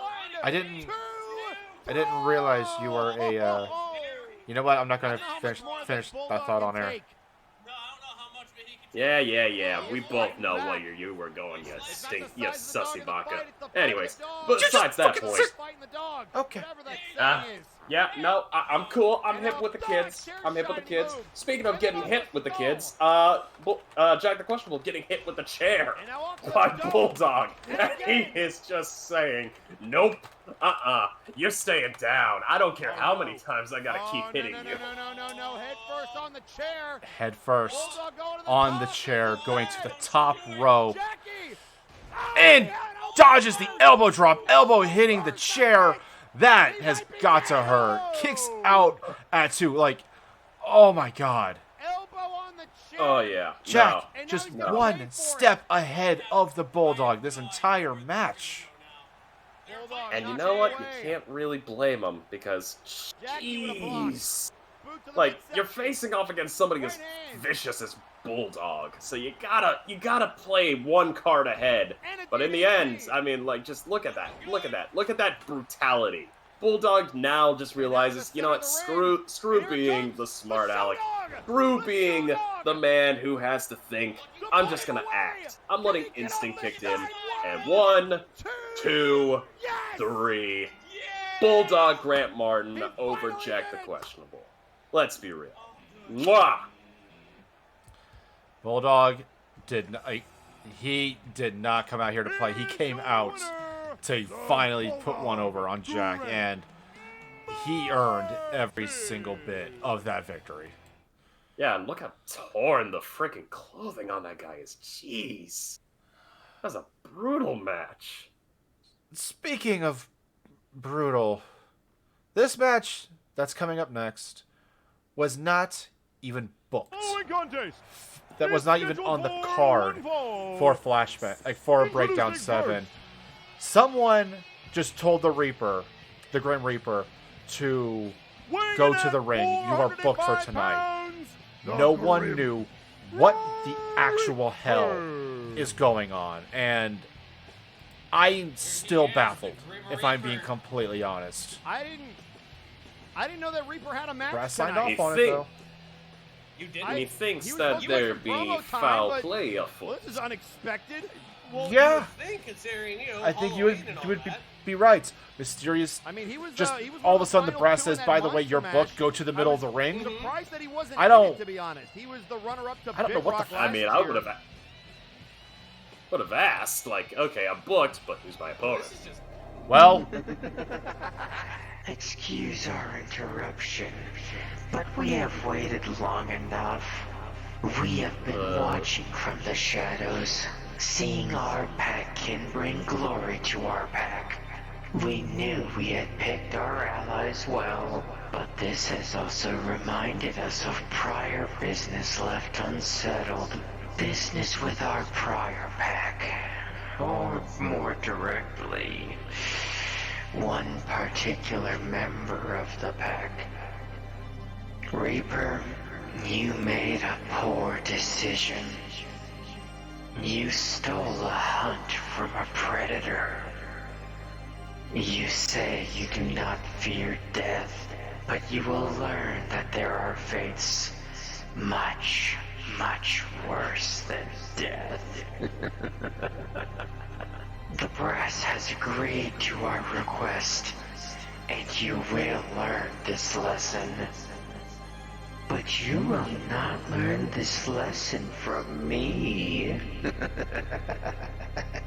When you stole my title opportunity, you also stole from a much greater hunter, and he would like a word with you. The master has arrived. Wait, the master has heck is this? Where'd the lights go? arrived. What? What could this mean?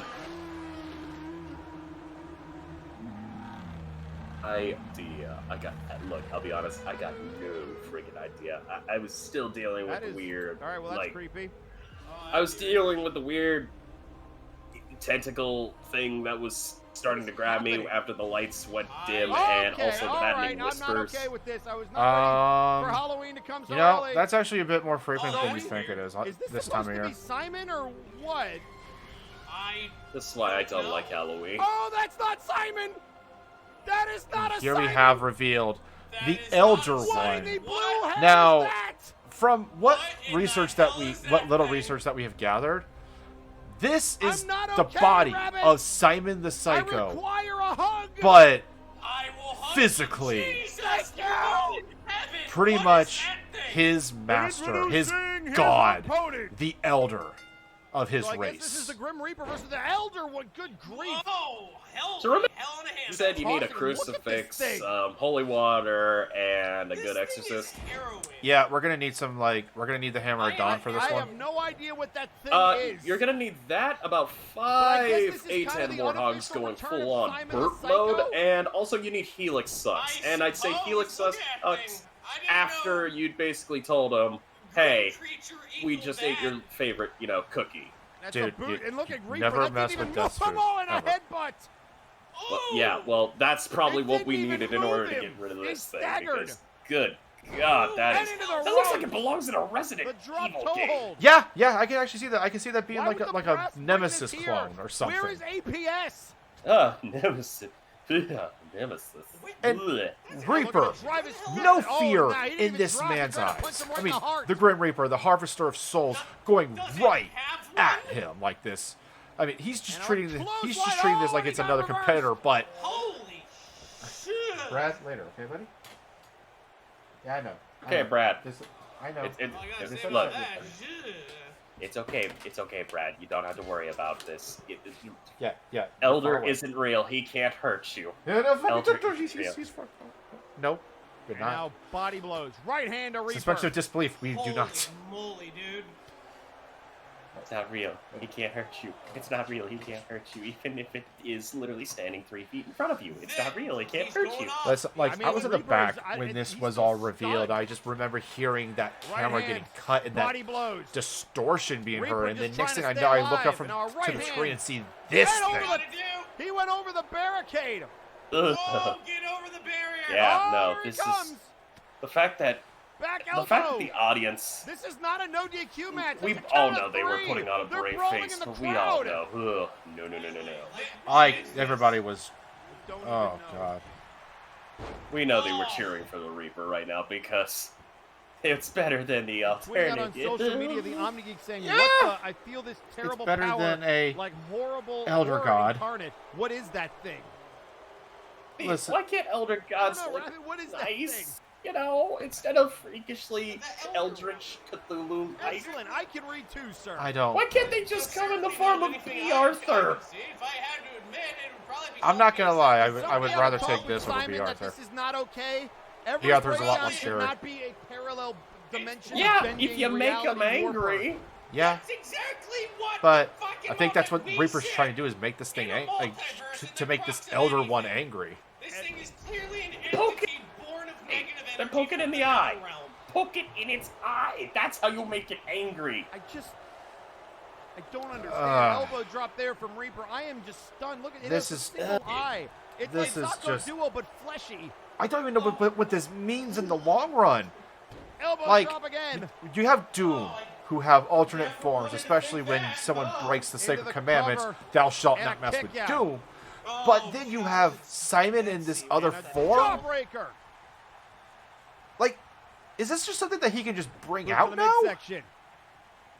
And a nice neck breaker there from Reaper. Methinks that there's stipulations to this. Otherwise, That was very we would have solid. seen this a long time ago. I mean, I think that's the main reason why Simon, Now a back Simon suplex. has been off of the air, like out of sight, out of mind. No one really knew where he Look was at this. coming, Reaper could well, be in where he was trouble. going. He's probably tapping into This these is the same primal, move that Simon does. primal energies, Oh, he just kicked his head and just off. kicks right Reaper in the back of the head. Into the cover.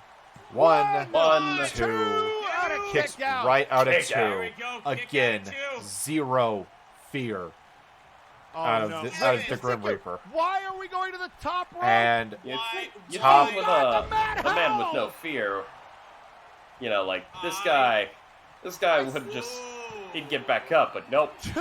One, And two, mercifully, it's three. over. It's over. and the Elder I One like it. picks up his win, the revenge Here's your for the Reaper, winner, inserting him, the taking away Elder Simon's title shot for the Warzone Why? World Heavyweight Why does Championship this exist? Showcase match. Why is he here? And I'm just gonna take this off my screen because no thank you. Nope. Mm-mm. Like- nope. I feel as if we should probably take this last footage and throw it into the fire, where hopefully no mortal eyes will ever have to gaze upon that terror ever again. I mean, I kind of want to submit it to like a like some sort of like bunker or something like that, or some sort of agency, so they can get some SRCs out here or something like that. But you know, we kind of Yeah. have APS on that already. Look, if APS ain't gonna do it, then send it to the PCS or somebody. Yeah, PCS. That's who I was thinking of. Thank you. But hey, this next match is a lot less scary. We have the Cyberbots going up against AAA, and there's a lot going into this match. Cold hard steel calculations against pure hearts, and just I think Demo said the power of friendship at one point. Don't mess with the power of friendship. I've seen plenty of shonen protagonists and other people who can come out strong with that. Hell, I once saw an elf and an orc, apparently brothers, literally come out with the power of friendship against all odds. How's an elf and an orc? Okay, never mind. Don't ask. I guess one got Don't adopted ask. or something like that. Probably the orc.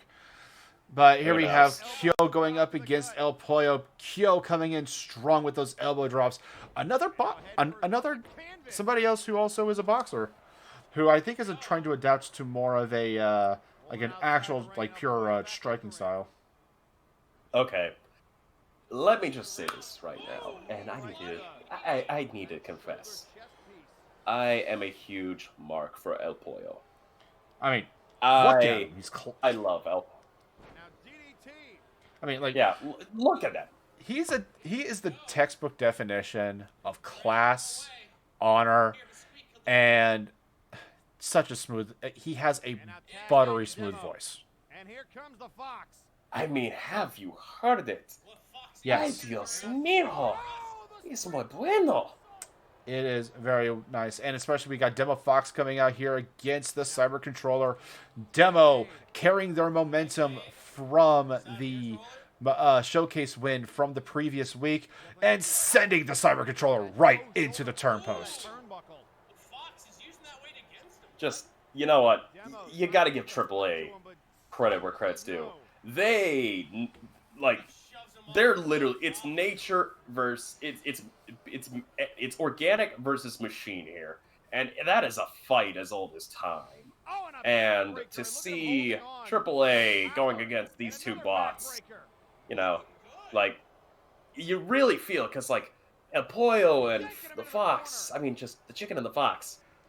Honestly, you could start a book club with that, but like, they're going up against some hardened, metallic monsters. Sorry, I'm just over here thinking of that children's book now, like Chicken and the Fox fight, and their test of friendship or something. Yeah. Because this, I watched the movie, but it got sad. well, this was definitely a test for El Pollo and Demo Fox, two of the smaller members of AAA. But, I mean, we're talking about it. These two definitely have like the most heart in their entire stable. And I'm not going to lie, they would make a great tag team to go up against the Mad World. Oh, to see something like that, I would literally go absolutely insane. Well, especially with the creative athleticism that Demo brings to the table. You know, okay, so I know my Spanish isn't as great as this, but I remember basically sitting next to, you familiar with Johnny Haradi? You know, the old surfer wrestler back from the 80s. I remember one surfer that wrestled, and I don't think his name was Johnny. I think it was like something with a scorpion or something like that. Okay, so different universe then. Okay, but something needs to be said here. And I've gotten quotes from people when it comes to AAA because, you know, these bots are destined for greatness. But when it comes to AAA, el AAA no se puede vencer, son la mayor feroz de la tierra. Just, mwah!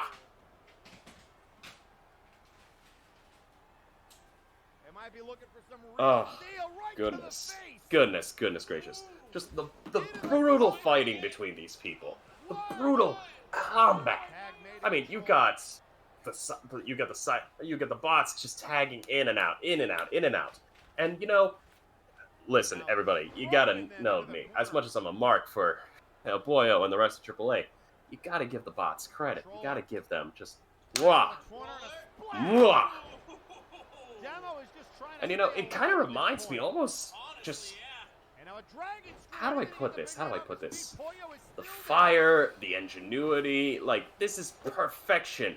This is as if it was pure engineering at its core. And just watching Fox taking on the big guy. Mwah. Honestly.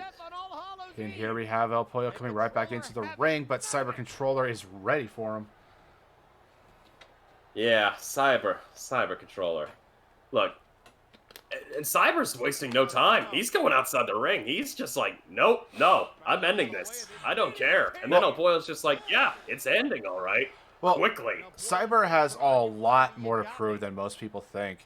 I mean, from what he was telling me during my interview with him, I mean, him even teaming with Kyo is a huge deal for him, especially with him and his race where they're perfectionists. Pollo challenged that perfectionism, thinking that it's nothing more than just, well, what's in their programming. And Cyber Controller took offense to that, as you can see with those triple suplexes. shadow of a doubt. Without a shadow of a doubt. However, something that needs to be said, and it comes to the idea of perfection, especially when it comes to Cyber Controller. Perfection doesn't really exist. No matter how hard you try, no matter how many upgrades, you're not going to reach that level. The only way you can obtain perfection, well, let's face it, you gotta break the mold. And here, he's breaking the mold. Actually tagging. But and we got we got Poyo. Looks like at one point they were out to the outside. Poyo bringing in the Cyber Controller, kicks right to the face. Sign of the cross. Falling headbutt. Peck right onto the bot. Calling his shot. Setting up for, I believe it's called Poultry in Motion. But the Cyber scouted that out and just dodged right out of the way. Belly to belly, release suplex. You know, I know chickens can fly, but I didn't know they can get flung by a catapult system.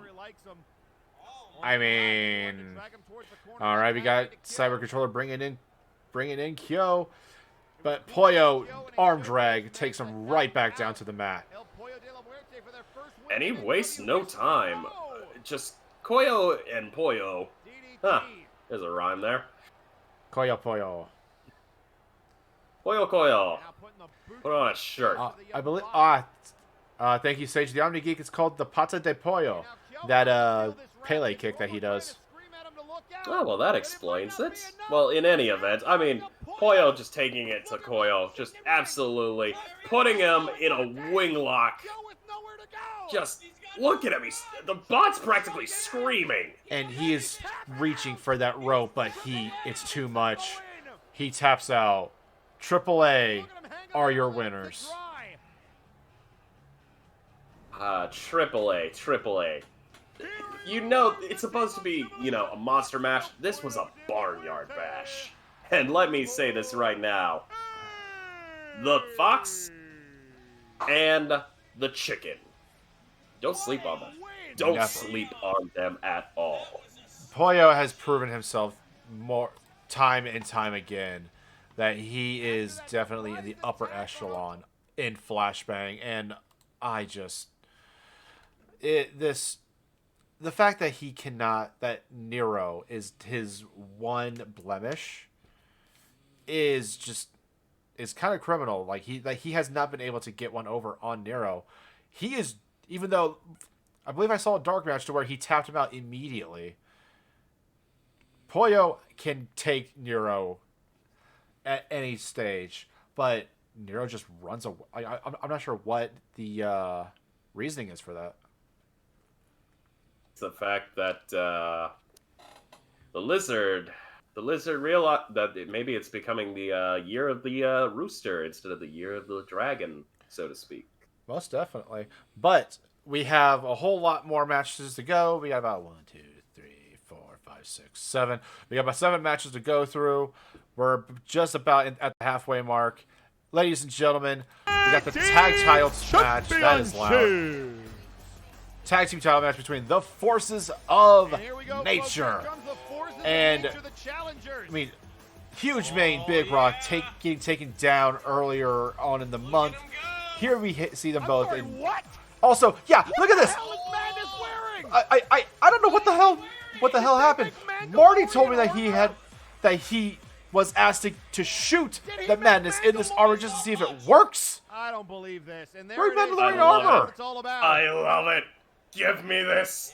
Give me this match. I love it. Like I heard him from the freaking I heard him going into the ring going, "This is the way. This is the way." Like a freaking crazy person. I mean, the Mandalorian is ringing in true in this match. So we have Big Rock against Kuso Kale, wife of Hutch Kale and fellow Mandalorian. And this, there we go. We got Jen Erickson singing as well. I love it. I love it. How much do you want to bet as as this now a was going on. backbreaker. Like, you could And a just sweep feel leg by Madness. Kuso. Like, he's practically probably humming the tune. Like, that or he's singing it, like, in his own head. I couldn't feel that. I could just feel the seething And now drop his leg anger across the arm. from Hutch in the back in the gorilla position. He was sitting Like, there this is what just happens when you like, buy your I can't Mandalorian tell what armor he like from, what his face the looks like because Goodwill. he's always wearing that helmet, but you could just feel the hate flowing Leg out drop of to the him arm. the moment And that they Kuso came dabs out. on him. And I never freaking thought Kuso the just Mandalorian did. These and two here we are have all everyone else about feeling the that hate drop after a freaking dab from Kuso. Taking Back freaking down. Big Rock down Huge Mane, now we're gonna down a find few out what he's notches, got. Drop kick tags to in the Huge knee. Mane, who goes in right for a drop to the legs. But Kuso, she's no stranger to any kind of altercation like this, and just capitalizes it on it immediately, whips him into the corner. Looking for the But tag, Huge the Mane Madness not to has a be the counter, Mad World. and there's another Looking to counter. defend their championship This was a once freaking again.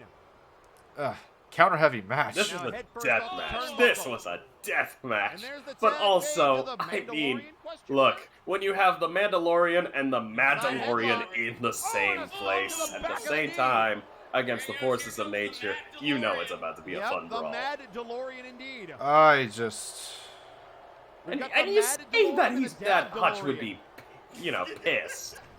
They're- On the other hand, elbow. I'd argue that he's Insecurity. Now practically, looking to pick he him knows that his wife's in good hands breaker tagging with, the madness. that's not why I he am would be beside upset. myself The right Madness now. has Kick more to than the proved head. to be It's a party here at Breakdown like a 7. equal to Kuso, and Into it's the like corner. their chemistry together is fantastic.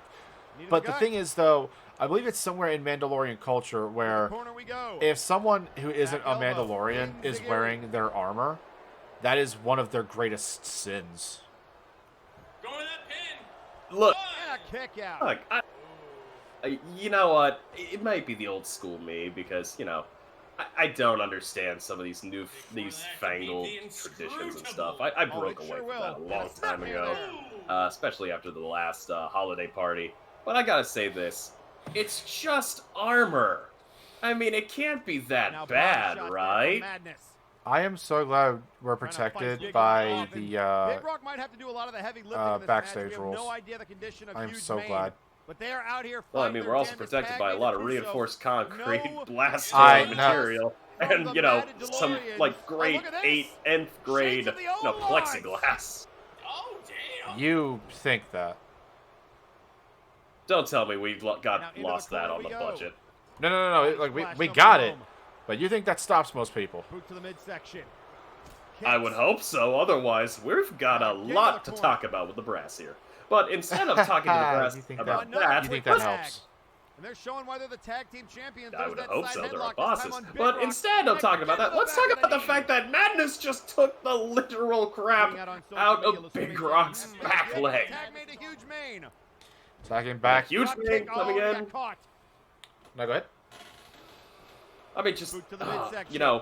Huge Mane coming in thinking he's gonna be able to take it, but I think he was barking up the wrong tree here, especially when the tree's a pretty mad apple tree. Like Madness and Now, Kuso hold were on, and look at taking, Huge like Mane we're trying to pretty much fight in out of this. control. Just about, Drop I kick want back to say the about knee. 60% of this entire match. Huge Mane and Big Rock came And a in, stomp.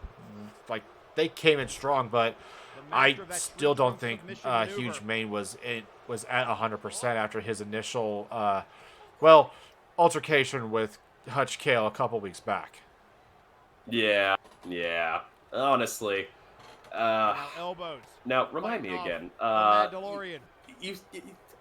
I could have the corner. sworn, like, the Hutch was spear probably to the walking gut. away after hearing, because I was hearing, like, some And weird drops him talk. down. Something about a Hachi-kun? Nice overhead Oh elbow yeah, suplex. Hutchie-kun. That's The Mad World Madness's won these championships nickname in a fatal for four-way Hutch match Kale. At Multivania. I think that's kind of They sweet. ended the year-long title run He- of the Bone Warriors. Despite despite Madness to the and face. Kuso's, Oh, I he guess, went for a low blow, but I think split he scraped across from the armor. cartel, they And by armor, I at mean the very football least, pad. Madness still holds Hutch, Head Hutch first. Nitzig and Victor in a very Tag high made to regard. I Kuso. mean, he still calls Victor comes the boss. dab He's still, DeLorean. I mean, I think he calls Kick. Nitzig And a Nitsi clothesline. Senpai And the for elbow. some reason. And another elbow. Okay, now, kind of getting weird. It's the madness. That's all I gotta say. Huge Man gets that hot tag to Big Rock, who trying to go in for the clothesline, but chops. It got rolled under. Rolled under. But you know what? He made up for it by going high. Like, and you know, something about Huge Man that I do want to say. This guy, massive. Like, I didn't think nature could get that big. I mean, Big Rock is definitely one of the biggest And there's the splash. Like definitely one of the biggest that we have on Flashbang, especially like just dropping himself right onto top of people. I mean, you got that splash under a rock. Look out here. I mean, okay, hear me out. Hear me out. I want to see a fight between Gorm, Cat, Big Rock, and hear me out. El Toro. The ring would have to be triple enforced, but you know what? I am here for that. Damn right. That is a hoss fight upon a hoss fight that I am here for. That's not a hoss fight. That's a kaiju fight. But speaking of fighting for their lives, you know, just didn't give up on that, even when they were put into nearly a submissive hold. And that fake out kicking, that light tap with her foot. I swear, Kuso has to be one of the smartest that we have on Flashbang. She's got precise strikes, deceptive maneuvers. But let's see if she can handle being under a rock. Yeah, Operation Ground and Pound was a success there. But, you know... But she's able to kick out. She's just... There's a reason... And I mean... She is just built differently. Her and her husband Hutch. And then we saw Big Rock trying to maneuver around Kuso because he's like, I could try and hit her, that, or I could try and get my partner in. Because he probably has something for her. Bringing Huge Mane to the outside. Going in for a freaking knee aura right on top of his spine. All the way to the floor. Look. Being up close, I could have sworn I heard thruster packs being activated. Don't know. I didn't see a thruster pack on. Maybe it was thruster boots. But I could have swore they got a little bit higher than what a normal person could go. Yeah, and just... another freaking fantasy book from Sage the Omega. Gorm, Cat, Arkoff, Lasume, Big Rock, Lord V, Malice, and the Creation. Rip. Unless it's at the Tokyo Dome. Unless it's at a Tokyo Dome, I don't want it. Countering into that Bulldog, Kuso brings up Huge Mane once more, whipping him right into the corner. And might be about to catch this target acquired. Another target acquired. A Kale special right on top of him. But she is not done. She has more in mind. Super kick. Straight to the face. Take them out. Just 1, 2. Kicks out at 2. This tree will not die just yet. Another super kick. Straight to the chin. The first shot doesn't kill it. Second shot will. I believe I heard from another source. Always double tap. And here we have the Mad World celebrating their victory. And I think Magnus has been teaching Kuso moves. Because I don't think that's a part of the Mandalorian culture typically. I'll just show that. Wait, are we even allowed to show that on live TV? Yeah. It's... Well, you know, I gotta give credit where credit's due. Mad World definitely took their dance lessons very seriously, just as well as they took that match seriously. Just mwah, mwah, mwah. Definitely setting themselves apart from the rest of the tag teams, becoming the people to beat. But we must progress, and we have coming up next Jagger Blackthorn. The following A contest lot of people have been is scheduled for asking about what Introducing Jagger's first, doing weighing in at lately, because he's been 255 pounds, taking a lot of, he is the well, I'll say Omni-Slayer, questionable he is the means, chocolate going up zombie. against Graven, who is cashing in his debt to Lady Kathjina, the Fey Queen. And Jagger's been a bit... He's usually the one to kind of like, mention what's going on with him. He's just been quiet lately. I don't know what it is. You know, things don't need to be explained, Joe. Sometimes silence is the best answer, because, maybe there doesn't need to be words to be explained here. Maybe it's all in the actions. I mean, we're seeing the action right now, live in front of us. Just brutality after brutality. And something about Jagger, or... Okay, so answer me a question. Is it Jagger or Jaeger? It's Jagger. It is definitely Jagger. Okay, because, I've heard weird mispronunciations here and there, but there's some people who are saying it's Jaeger. But, I mean, Jagger. Look, Jagger. Damn. Yeah, one of the biggest one of the oldest names we have on this show. Two Flashbang originals going at it. Jagger and Graven were actually in the Fatal 4-Way to be the first ever World Heavyweight Champion. I believe it was... No, it wasn't... Graven wasn't in it. Graven got knocked out in favor of Sandman, because it was Jagger, Sandman, believe it or not, Wilson, son of Will, and Ginger Boy, with Ginger Boy picking up that victory. And we got a tweet out on social media from Michael Montoya on probably coming back from his vacation. Hope the new guy's doing okay. Is he an intern or something? I mean, he's a full hire, Michael. Yeah, I'm a full hire, Michael. Also, hi. You and I, we also need to talk, because you left a couple things, in the office when you visited before your vacation.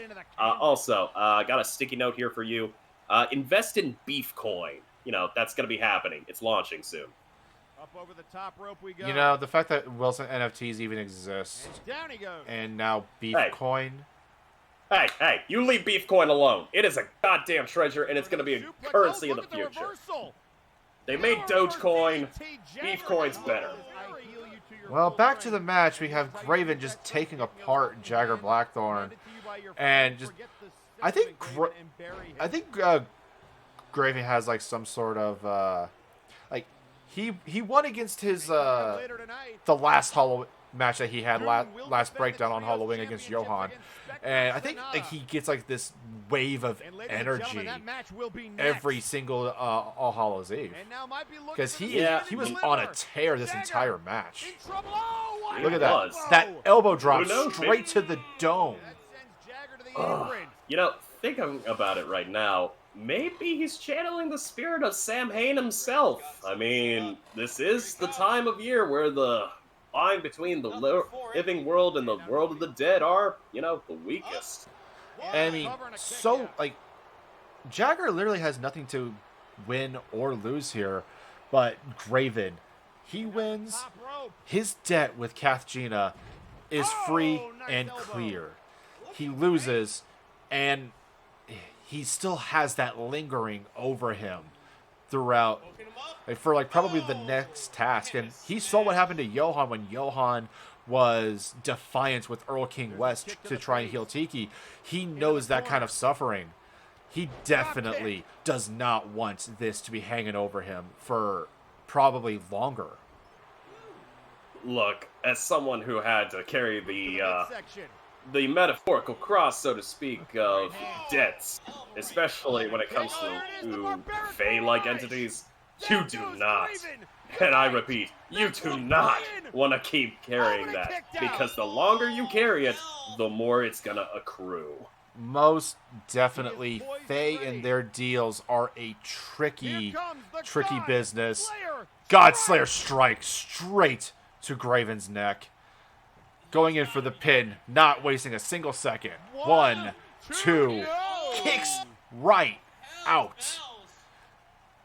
See, when you look at Graven, you definitely just think that he's just a regular zombie, but no, he has a lot, he has a lot of resilience. He is just built, he's just built tougher than a lot of people give him credit for. Look, the thing about zombies, and, you know, this is something that most people always keep, is that they're easily breakable. You know, they're going up the old school logic.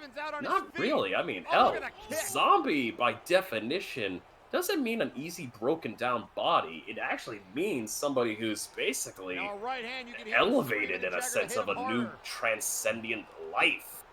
A being that can harness the full potential without having the same limitations as they did in life. And here, Graven's proven it. Yeah, it's the thought of you only use like 10% of your brain, or you only use like 10% of your body, whereas Graven being undead, I mean, he's got full control over just every aspect of him. Now putting his legs. Yeah, whereas, you know, like you said, full control, full aspect. I mean, hell, Graven, I mean, give credit where credit's due. Jagger he knows full well that this is a war of attrition. You can't even relax one moment, because that just means you're wide open. So he's gotta take the fire and the fury, the force. And Graven, he can take it. He can take it and more. And I think that's what actually was causing a little bit of, I want to say, fear in the back of Jagger's head. Well, Jagger is not one to back down, even if he is afraid. He has gone up against Blight Hallows more times than I can ever think of. He's been able to. I mean, he still has this, like, I guess, vendetta, like this grudge with Catherine that we could have sworn got resolved. I mean, he was the leader of Fate for a reason. Like, he's, I don't know. I don't know what's going on with him anymore. Who knows, Joe? Who knows? All I know. Look, excuse me. There's that Taco Bell again. All I know is, Jagger, you can't ever be. Oh wow! Holy crap! But a Graven, like, when did he transition that beautifully? When it comes to the Seek and Destroy or the Dead and Buried, he can pull that out just about from anywhere in quick fashion. And your winner, clear, free and clear, is Graven. Proving to be... Sorry, go ahead. Oh no, by all means. Proving that Halloween is his time of year.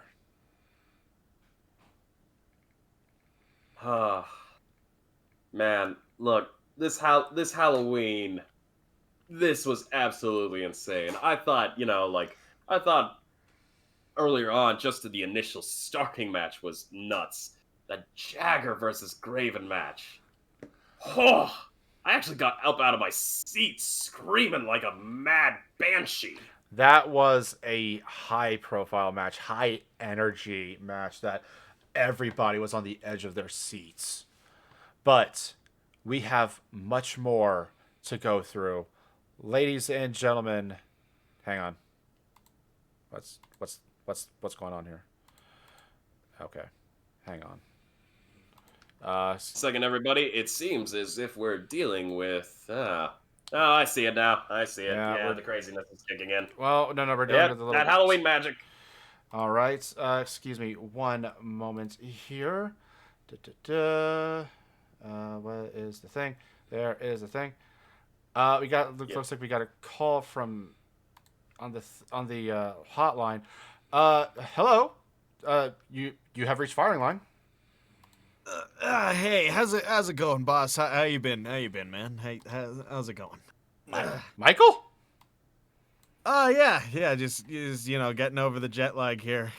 Just wanted to call, say how's the show going? You're taking over Jerry's old spot, right? Yes, I just wanted to see how that's going. Yeah, it's going well so far. No one's had many complaints. Gotcha. Yeah, it's who's we got fucking A, who's fucking B, the new guy. Name's Robby Slick, Mr. Montoya. Pleasure to get into, actually talking to you. The last time I believe we had a chat was that little dinner party that was happening right before Jerry Aldini left the office. Never heard of you. Cool. Well, hope you do well here. Did you guys already? Am I late? Did you already cover the show that matters? We're in the middle of Breakdown 7 as we speak. Yes. Yeah, we covered that, Michael. We covered that actually as the first part of the show. Oh, okay. So you're onto that hokey, weird, edgy show. Okay, gotcha. Well, you guys have a fun time finishing off. The other one. Yeah. We'll enjoy our time. Also, Mr. Montoya, given a quick little heads up here, best cure for the jet lag: a little bit of gin, a little bit of juice, mix in a little bit of ginger ale, and also do get yourself some cranberry. See, would you look at that, Joe? You hired a useful one. What can I say? Usually they just get thrown around backstage, but Yeah, that used to be your job, if I remember correctly. We don't talk about that anymore, Joe, okay? I told you that was a sensitive subject. Still get bullied. Well, we don't have a whole lot of time, so unfortunately, we're gonna have to ask you to, we're gonna have to move on to our next match.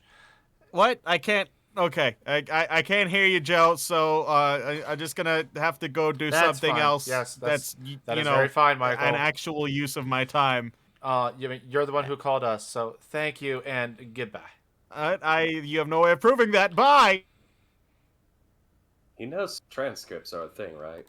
He knows that this is live as well, and this is being recorded for YouTube. But hey, we've already wasted a whole mess of time, and I don't have enough Advil for this. So, ladies, speaking of which, this is actually going into our promo of the week, where, ladies and gentlemen,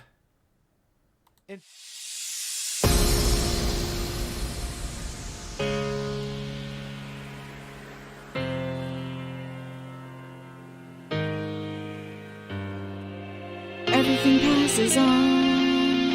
Everything passes on, like evening twilight mist.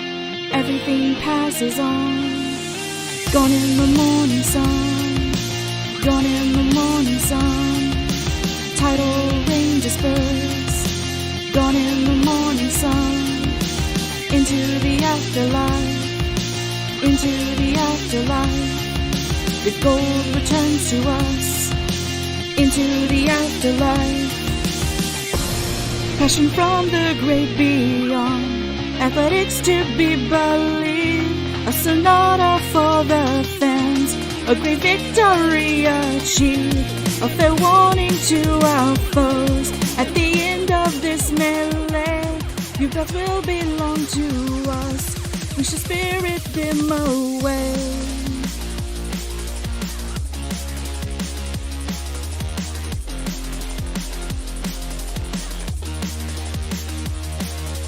Everything passes on, everything passes on, like evening twilight mist. Everything passes on. Passion from the great beyond, athletics to be believed. A sonata for the fans, a great victory achieved. We're warning to our foes, at the end of this melee. Your thoughts will belong to us, we shall spirit them away.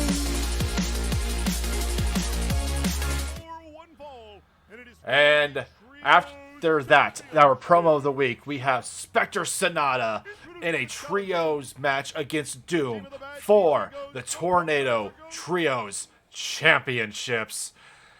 And the big question, will Doom show off their, well, don't mess with us forms in this match? And as you can see, they met on Spectre Sonata definitely would have called their bluff, so to speak, or maybe Doom was underestimating Spectre Sonata because, as you can see, PM Ghost didn't turn into his Spirit of Vengeance form as well. And I don't know if TK and CG had a plan, or like they had something shapeshifty related, but my God, this is, you know, this, if there has ever been a graveyard stomp, a graveyard smash, a graveyard smash, a graveyard gobbledygook, or something like that. Gobbledygook, a ghoul, a graveyard ghoul gathering. It would be this, and I love it. I'm all about this. Like, Doom, these guys, like, you gotta give Spectre Sonata the most absolute amount of credit where credit is due. Because they're going up against a team that has held their own against meme. Meme!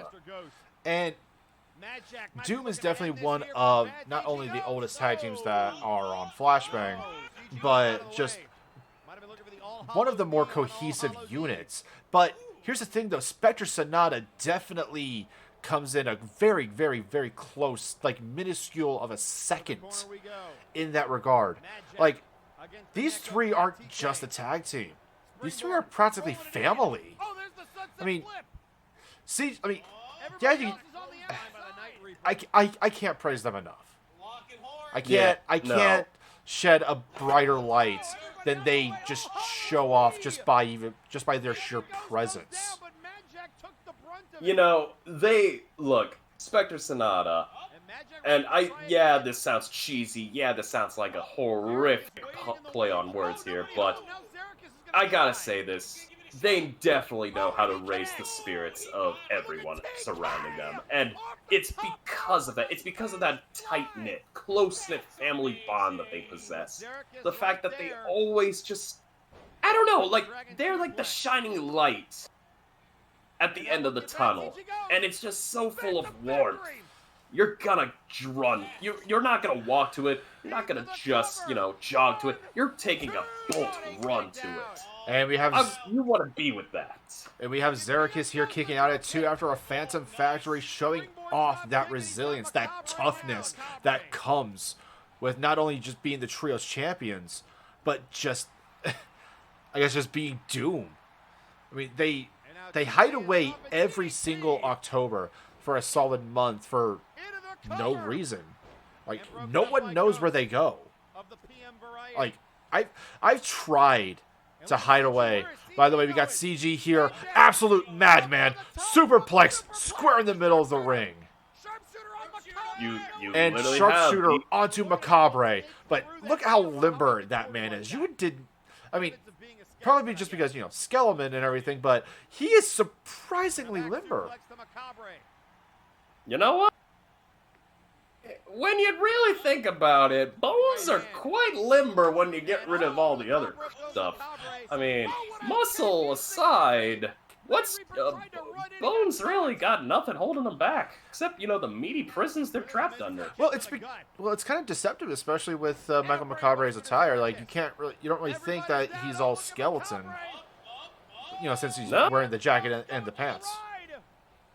And we got Soul Reaver, and PM Ghost gets right out of that. Yeah, and PM, something I gotta say right now, don't ever sleep on PM, especially when you start messing with his tag mates. When you mess with his buddies, oh, good lord, heaven help you, because nothing's gonna save you. Well, granted, you got the Pumpkin King himself coming out and just like, yeah, nah, whack! We got the Pumpkin King trick or treat. 1, 2, 3. PM Ghost is out of the match. CG Ghost getting a little bit of revenge onto him. And then now we have CG Ghost trying to go right after Xerxes, square in the middle of the ring as TK takes on Michael Macabre on the outside. Another one that you should definitely look out for is TK. Like, she's another one of those wrestlers with a bunch of hidden strength behind it. She lifted Johan, and he is easily 350, like 330, 350. And she lifted him with ease. Yeah, and you know, here's the thing that I've also noticed. Like, when you talk, it's always the smaller ones. Right? That tend to be the more terrifying. Like, right? You think, okay, like, people forget about the story of David and Goliath. It wasn't Goliath that came out on top. It was David. And we know which person in here is David. Most definitely, but here we also have CG getting bullied. But nimbly ducking out of that clothesline, giving Mad Jack that jawbuster, Phantom Factory, right onto Mad Jack. But unfortunately, the other two members of Doom are standing right there. Breaks the pin immediately. That would have been game over. Exactly. That would have been game over for Mad Jack right there. And that's the saddest part. It's just like, you need Doom. They're like, again, I hate to bring up the similarities, but they're a well-oiled machine. They will always keep each other's backs covered. It takes a lot just to be able to only isolate one of them. And even then, you're counting the clock down hard.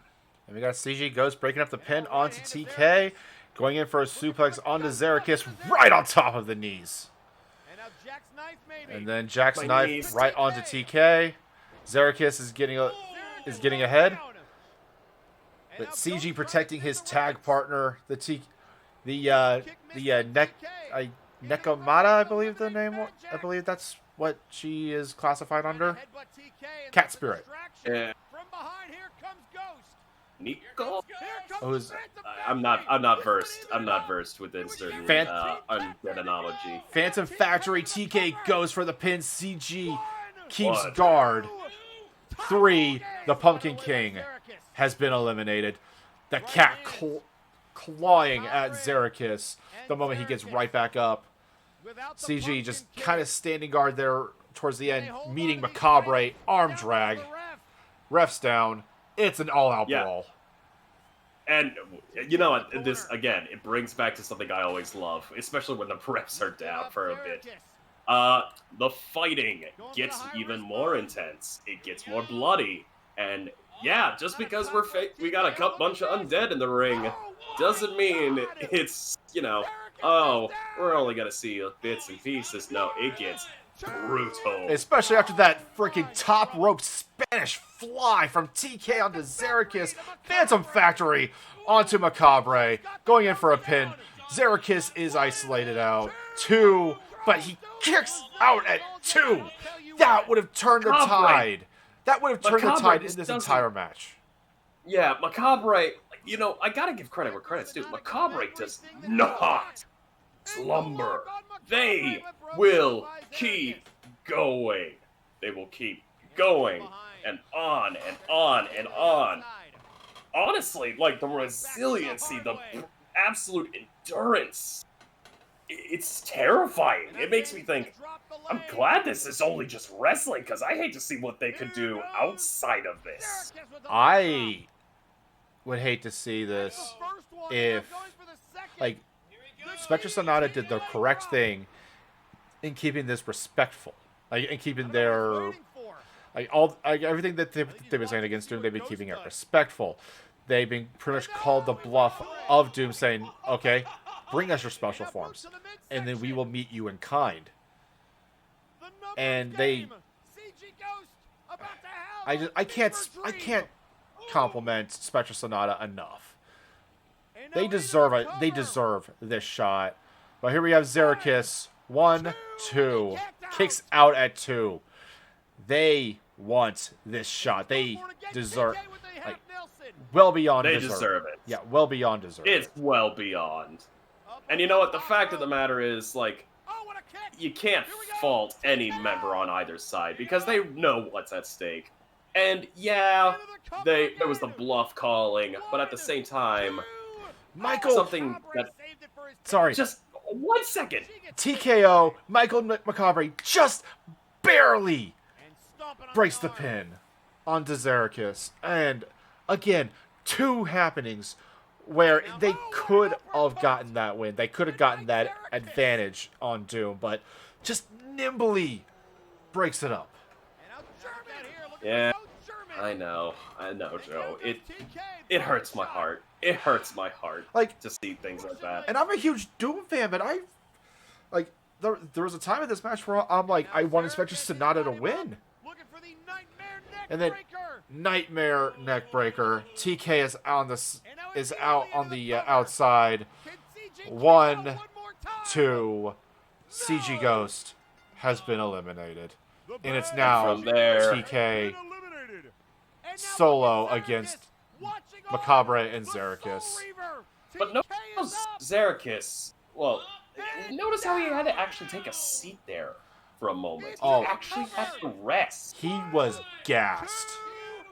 Soul Reaver, 1, 2, 3. Doom are still your trio's champions. This begs the question, though. If they beat pretty much the second closest thing to a pure, to a close-knit team, who's going to be the one to dethrone Doom? Honestly, it's anyone's guess, especially at this point. Because, like, remember, Doom's faced everyone. They faced VIP. They faced Meme. They faced Spectre Sonata now. Honestly, I can't think of anybody right now besides maybe the Three King? Maybe there's another team on Flashbang that could theoretically go after them. I mean, and the beauty of the trios titles is that we have both shows to pick from. We got the Three Kings there. We can have the Conquest Bloodline come in as well. I mean, I'm sure that Gorm wants to have another freaking match with Majak and Xerxes, like back when Gorm was on Flashbang for a brief stint. I mean, you have a whole mess of people who can come in to face them, but Spectre Sonata definitely would. I would love to see them hold a candle to that trio of spirits. So from glowing recommendations and just absolute delight, here, ladies and gentlemen, is another pure fight. We have the Gladiator, Kevin Blackwell, trying to break his pay-per-view dry spell, going up against Shere Khan, and oh my god, it was uncomfortable watching at one point. And Shere Khan, King of the Jungle. I'm still questioning what Shere Khan's relationship is with DeLuna and Bulldog Grant Martin is as of right now. Especially with Simon probably returning. And here we have Shere Khan just styling on Blackwell. Blackwell not having any of it. And here we go. Springboard spinning DDT onto the concrete. Here we come back into the ring. Blackwell is just showing that power advantage over Shere Khan. Just telling him to come right back up and bring it. This was a brutal match in more ways than one. Shere Khan for those who do not know, Kevin Blackwell and Shere Khan have had they have had wars going back and forth. I mean, it even resulted in Shere Khan's mask getting stolen from Blackwell and given to Jack the Questionable, who paraded around with that mask on. Just the ultimate disrespect. Shere Khan didn't show up for months to almost a year because of that. I mean, and right after he got the mask back, came back at Multivania and showed why he was the King of the Jungle. Here we got Blackwell going in for a ladder, shoving that into the ring. Shere Khan looking at it going, "Oh, this is your ladder." Smack. Straight to the dome. And apparently we got a report that Mistress Boots and once fought Doom. Their clients and Mistress Boots fought Doom. Interesting.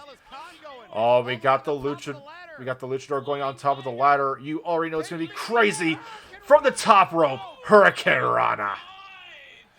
And again, styling right onto Blackwell in front of his face. Going in for that kick, but he dodges out of the way by he just nimbly dodges out of the way. Thrown right into the ladder. Bulldog onto the ladder again. Shere Khan has more than enough to prove, especially like trying to settle this beef that he and Blackwell have right now. Excuse me, I'm talking way too much. I needed a drink. Shere Khan. Oh, that springboard leg drop though. He was confident going into this match. Shere Khan, I mean, that whole body drag there. I mean, Shere Khan knew what he was getting into. I mean, he's beaten Kevin Blackwell numerous times before. He knows what he's doing. But, I mean, he has nothing to lose in this.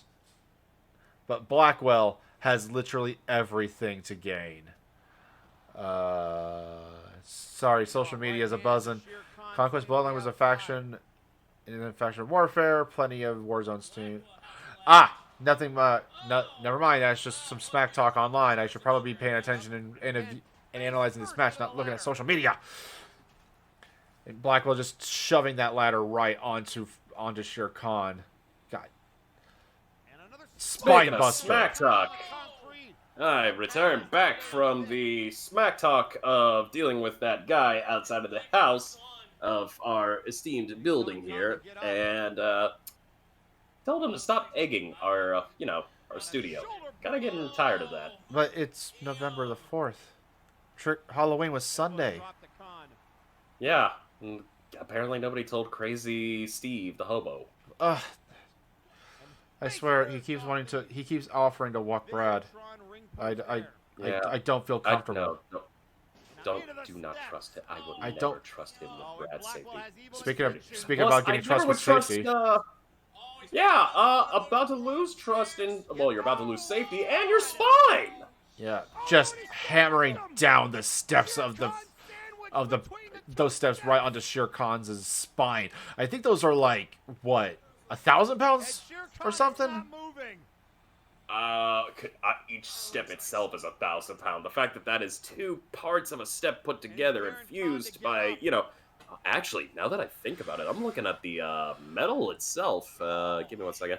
Phyllis, hey, run me some numbers on that stairwell weight. Okay, yeah, thank you. You're wonderful. Also, I love the new dress. Yeah, you look fantastic, Phyllis. So back to the match. And yeah, let's.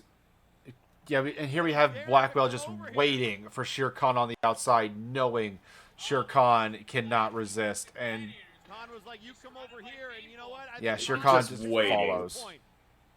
He's just standing there, menacingly. And then Shere Khan gets tricked. Yep, the debate worked, and he just gets dropped right onto the Gladiator's knee. Never chase the gladiator. Come on, Shere Khan. I know you're king of the jungle, but you have to be smarter than that. Especially when you're near somebody who's got access to weapons. Just hammering him on his... Like, he's specifically been targeting the spine this entire time. I think he's trying to set up for the Gladiator's march later on. Has to be, because there's very little ways you're going to domesticate this tiger. And considering the fact of how much, here, Shere Khan was lucky. Actually managed to get out, roll, and slam Hurricane Rana into the garbage. Pretty much treating Blackwell as if he was garbage, but do not, for a second, I was going to say underestimate Blackwell, but I want to meet the person who underestimates Kevin Blackwell and just tell them to run. Yeah, and here we have we have an interesting little kind of motion. It seemed as if he was thinking about maybe using that giant trunk there. almost as a weapon, but then he's thought, man, no, it's a little too big even for me. Well, I think it's because that Shere Khan realized that even if he tried to go for it, Kevin would have immediately probably done a spear right onto Shere Khan. I was like, he knows that Blackwell's got counters for days, you would say. And you know, you got to give credit where credit's due. Blackwell, as much as you may not like the guy at times, he has in-depth knowledge. This is a gladiator who, arguably, I'd say could give maybe even Trice on Warzone a run for his money in the ring. I believe there was a legend before that Blackwell came into Flashbang, like before Flashbang's inception, that he withstood 16... Oh, God, someone dropped her onto the stairs again. That's the second time this weekend. And the fact that Shere Khan's still laying down, I'm wondering if he's even alive. But yeah, like, there was a legend from Blackwell's stint in the Indies. He survived a 16-man gauntlet and then looked at it and said, "Who's next?" A la Bill Goldberg. Okay, yeah, no, that's that Russell Crowe, are you not entertained kind of energy. Exactly. Like, the fact that he is, not only is his pay-per-view win rate very low, but a lot of people don't see him as a threat. But look at that half and half suplex from the top rope. Could you imagine if he did that onto the steps, if they were just moved just a little bit? Oh God, Shere Khan would have been dead, deceased, just finished right there. Yeah, would we have been would they have just called the match there? Just that actually has me considering. I would have myself. Honestly, I would have been like, hey, I would have called it a knockout win in favor of Blackwell, because like that just sounds like a lot of bad times there. It does, and a lot of legal paperwork. And luckily for here we go, smash through the gate. Oh, and the gates of the freaking gladiatorium are now open. Blackwell I think he heard us from last week saying that his aura, that his flame was diminishing, and he's trying to prove every one of us wrong. And I'm not gonna lie, he's doing just that. You know what? Criticism's the best fuel, besides spite. Oh yeah, and spite is like the world's most powerful motivator. I know about half the people on both rosters that are just literally nothing but spite. Speaking of spite, Shere Khan going in for that Hurricane Rana, but gets countered into a power bomb. And here, here we go. Here's the end. Here is the end. Just preparing, and just interesting. I forgot he kicked the steps out. I was surprised he didn't go for a backward suplex into the steps. Well, it probably was caught as he was trying to maneuver around Shere Khan. It probably wasn't intentional, but here we have him just trying to rip the mask off once more, just trying to humiliate Shere Khan. Shere just not having it. Shere Khan, there's a reason this guy's the king of the jungle. I mean, his debut match, his re-debut. Oh, Tiger Bomb! His re-debut from, I want to say Multivania, he beat three other men, including Beowulf. Finish him! Oh no, he got caught! Oh, he was getting caught. And he got... Yep, nope, here we go. Gladiators March. Dropped onto the spine. The already weakened spine. 1, 2, 3. Blackwell has beaten his dry spell. You know what? You can't blame. Shere Khan put up a hell of a fight. What the hell? Yep. Yep. Tiger Bomb. Oh. So, there's an ongoing theory with this. So, a couple years ago, I want to say a couple years ago, there was a match between Shere Khan and Blight Howlis, to where Shere Khan had to be away for about a few months. I want to say about 3 months. And, yeah. This is, I guess this is the end result. I think Shere Khan's a were-tiger. Is Lycanthropy able to do that? I mean, look at the size of him. He's like the actual size of a tiger standing on its hind legs. And those things are one of the most apex predators around. Tony the Tiger was calling us immediately at... calling for copyright infringement after this match was over.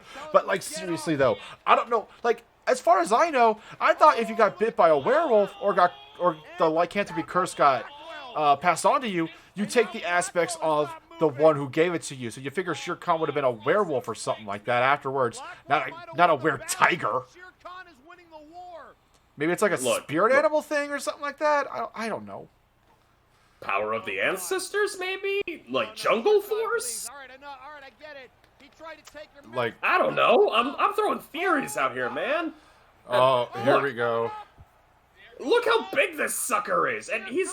Oh god, oh no, he's not doing what I think he's doing, is he? Superplex, onto the stairs, breaks the ring. Shatters the ring! Just... He shattered the... No, he can't. No. Yeah. He shattered the ring. Phyllis, come here. He shattered the ring. No, I don't care. No, screw the step thing. He shattered the ring. I want extra coverage on that. He's gonna... I was gonna say, the moment you get back and realize that we're technically covered for stuff like that, especially... Well, we're covered for that insurance-wise, and also the talent can't attack us backstage anymore, so hey, we're... Oh, no.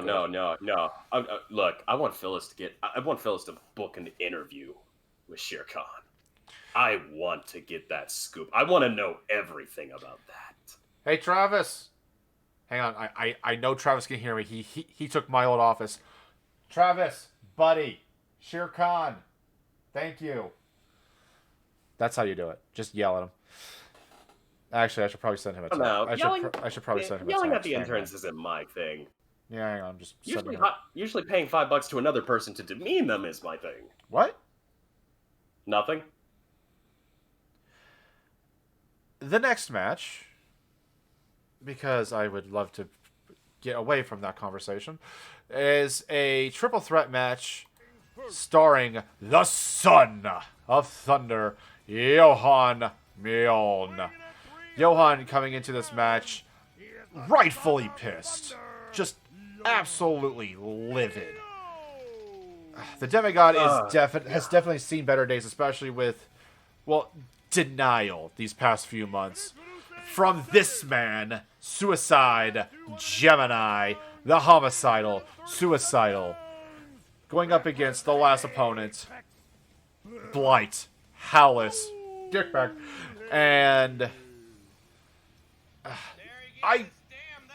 this match, I think, should have been a one-on-one. Either Blight Howlis versus Gemini or Johan versus Gemini. The other was not needed in this fight, is my opinion. Granted, because I mean, both big guys trying to take each other out right out the gate. Johan immediately goes in for a shoulder tackle onto Gemini. He is... A House of Fire is an understatement. But Blight, I was about to pay him a compliment. Never mind. What are you about to say, and I'll say it. I'll be the compliment guy. Please do, because I have nothing good to say about that fucker. Are you sure about that? Because, I mean, look at him. He's actually still in the ring right now. I give him credit where credit's due. Johan, he's dealing with a fight where it's basically 1 versus 2. But, you know, like, Son of Thunder, if you're out there, and I hope you're listening, I got mad respect for you. You and Tiki, you are the guys that managed to get Earl King off of Flashbang, which, hot damn, still is an accomplishment in and of itself. But, you know, like, you gotta give credit where credit's due. Blight is not somebody you also sleep on. There's a reason this guy earns the respect. Why the Beast does not get bound so easily. Well, another thing is that, like, if someone gets busted open or someone gets bit by Blight in this match, are they going to become aware, whatever? I guess, wear animal in some way, shape, or form? Is that what happens? Is that how it works? Well, you also have to factor in the fact that with health insurance, you know, we definitely have to at least have some coverage. And worst comes to worst, we use, you know, a blessed silver tranquilizer. Well, if that was true, then Gemini would have stolen that to poison Blight to take out his lycanthropy. But remember, it's in the Brass's office. You don't break into the Brass's office. No, you don't. No, that's yeah. That's a big no-no. You don't open that door. Oh, clothesline, taking out both Blight and Gemini. Again, Johan going for the biggest aspects just to toss him onto the ropes, but Blight tries to go for a powerbomb, but Gemini denies that, trying to go in for a few quick strikes. Gemini playing an interesting devil's advocate here. He knows that both Johan and Blight they're mostly focused on each other, but he'll do whatever he can, especially during like midway through one of their favorite techniques. Well, exactly. Injure. I was about to say the exact same thing. Gemini in this entire match, the main theme that Gemini had, the main strategy that Gemini had was, I'm just gonna let these two work it out between themselves, and then at the very right moment comes in and strikes. He is smarter. You know what this is? He's smarter than what a lot of people give him credit for, despite his obsessive tendencies. Oh god, joke. You know what this is? So, this is Gore v. Gorm versus Enigma 2.0. Think about it. I would think two big guys, one playing the smart angle of letting the big guys fighting each other. I would honestly say this is a lot more personal than that, if I'm being completely honest. Whereas Gorwheel, by the way, drums of war hammering down onto Blight. And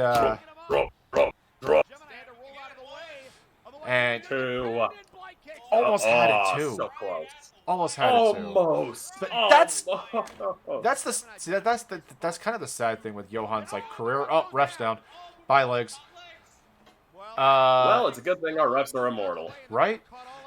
That's the thing about Johan's career that I've been noticing, is that he's always come so close, but never gets what he's supposed to do. Well, yeah. And the thing about Blight is, he sets his mind onto something, he just gets it. The only thing he has not achieved was to win the interdimensional title against Wiley last year. Well, you know, granted, he was fighting against Wiley of all people, and yeah. The dragon, you do not rock the dragon rocks you. Most definitely, but what Johan what Johan lacks in just overall luck, he makes up for in just the sheer craziness, superplex onto the outside. And you know what? Oh god, look at that. Just for a moment, Blight actually had to look down and go, man, thank god it wasn't me on the receiving end of that. That's one of those bigger they are, harder they fall type scenarios. Blight taking advantage of the weariness of both men and just dropping onto Johan's chest. Demigod just slumping onto the floor. And then Gemini trying to take advantage of that scenario, but he gets messed. He meets Blight with a few strikes and an enziguri right to the back of Blight's head. Yeah, and credit where credit's due. Like, even when knowing that this is just a three-way bloodbath, you really can't tell who's gonna win. You really can't. Because each and every one of these men, these beings, these absolute meaty units here, it's just too close. It's too damn close. No, it's like you said, it's a very close match. I mean, each man has I guess since it's a triple threat, a 33 or something % chance to win. But who's gonna be the de facto? Who's gonna have that little bit of the extra edge? Is it gonna be Johan's toughness and power, Blight's toughness and overall brutality? Or is Gemini going to sneak something in and just prove that he is, and just, I want to say prove his smarts, but that just seems a little demeaning. Just prove his overall intelligence overall. I said overall twice. His tenacity and cunning. Thank you. You're much better at this than I am. Oh, hush you. But, no, when you really think about it, because it all boils down to who's going to play it smart. Who's Gemini, if he plays his cards right, he can manage to pull the win. Johan, yeah, he's not as lucky as some would say, but the fact of the matter is, he's got the endurance and he's got the strength. For Blight, he has that primal nature about him. He can smell when the kill's coming in close. All it takes is just the pounce. Well, pounce or a spear, the howling, as he calls it, setting up for another as Gemini sneaks in a pin right onto Johan. Just that opportunistic nature of his. Another howling straight to Gemini's ribs. Two. Kicks right out at 2. Blight has got to be livid right now. He laid out both Johan and Gemini in just a matter of seconds, that bastard, and just nothing. All right, you realize also that's another $5 in the swear jar, right? Kiss of despair onto Johan, center of the ring. 1, 2. You have a pissed off demigod and a pissed off werewolf still on your ass. I wonder if they'll ever put their differences aside and work together. Maybe get the Fenrisian force, so to speak. I'm not sure myself. Hey, I know somebody's gonna hate it, but I will be willing to pay top dollar to see that. I mean, to be fair, they were a couple weeks ago. They were tag teamed up, Johan and Blight, going up against Gemini and Starhand since Samuel Manatee of their tag team, the Hell's Kitchen, was in a match later on in the night where Johan just tossed around Gemini and got a count-out victory. But ladies and gentlemen, we must progress because we are almost 4 hours in. We are over 4 hours in, and we got 2 more matches left. And these 2 matches are both title matches. First match is the Aristocratic Canid going up against the Sentai hero, the best boy, the interdimensional champion. That's right, ladies and gentlemen, Brawl Kaiser. Go, Brawl Kaiser. And I loved this match for a lot of reasons. It just showed off both of theirs cunning and know-how of each other. The last time that these two have faced off, the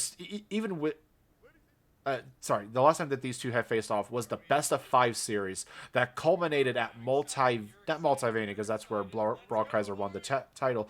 That culminated at Breakdown 6, I want to say.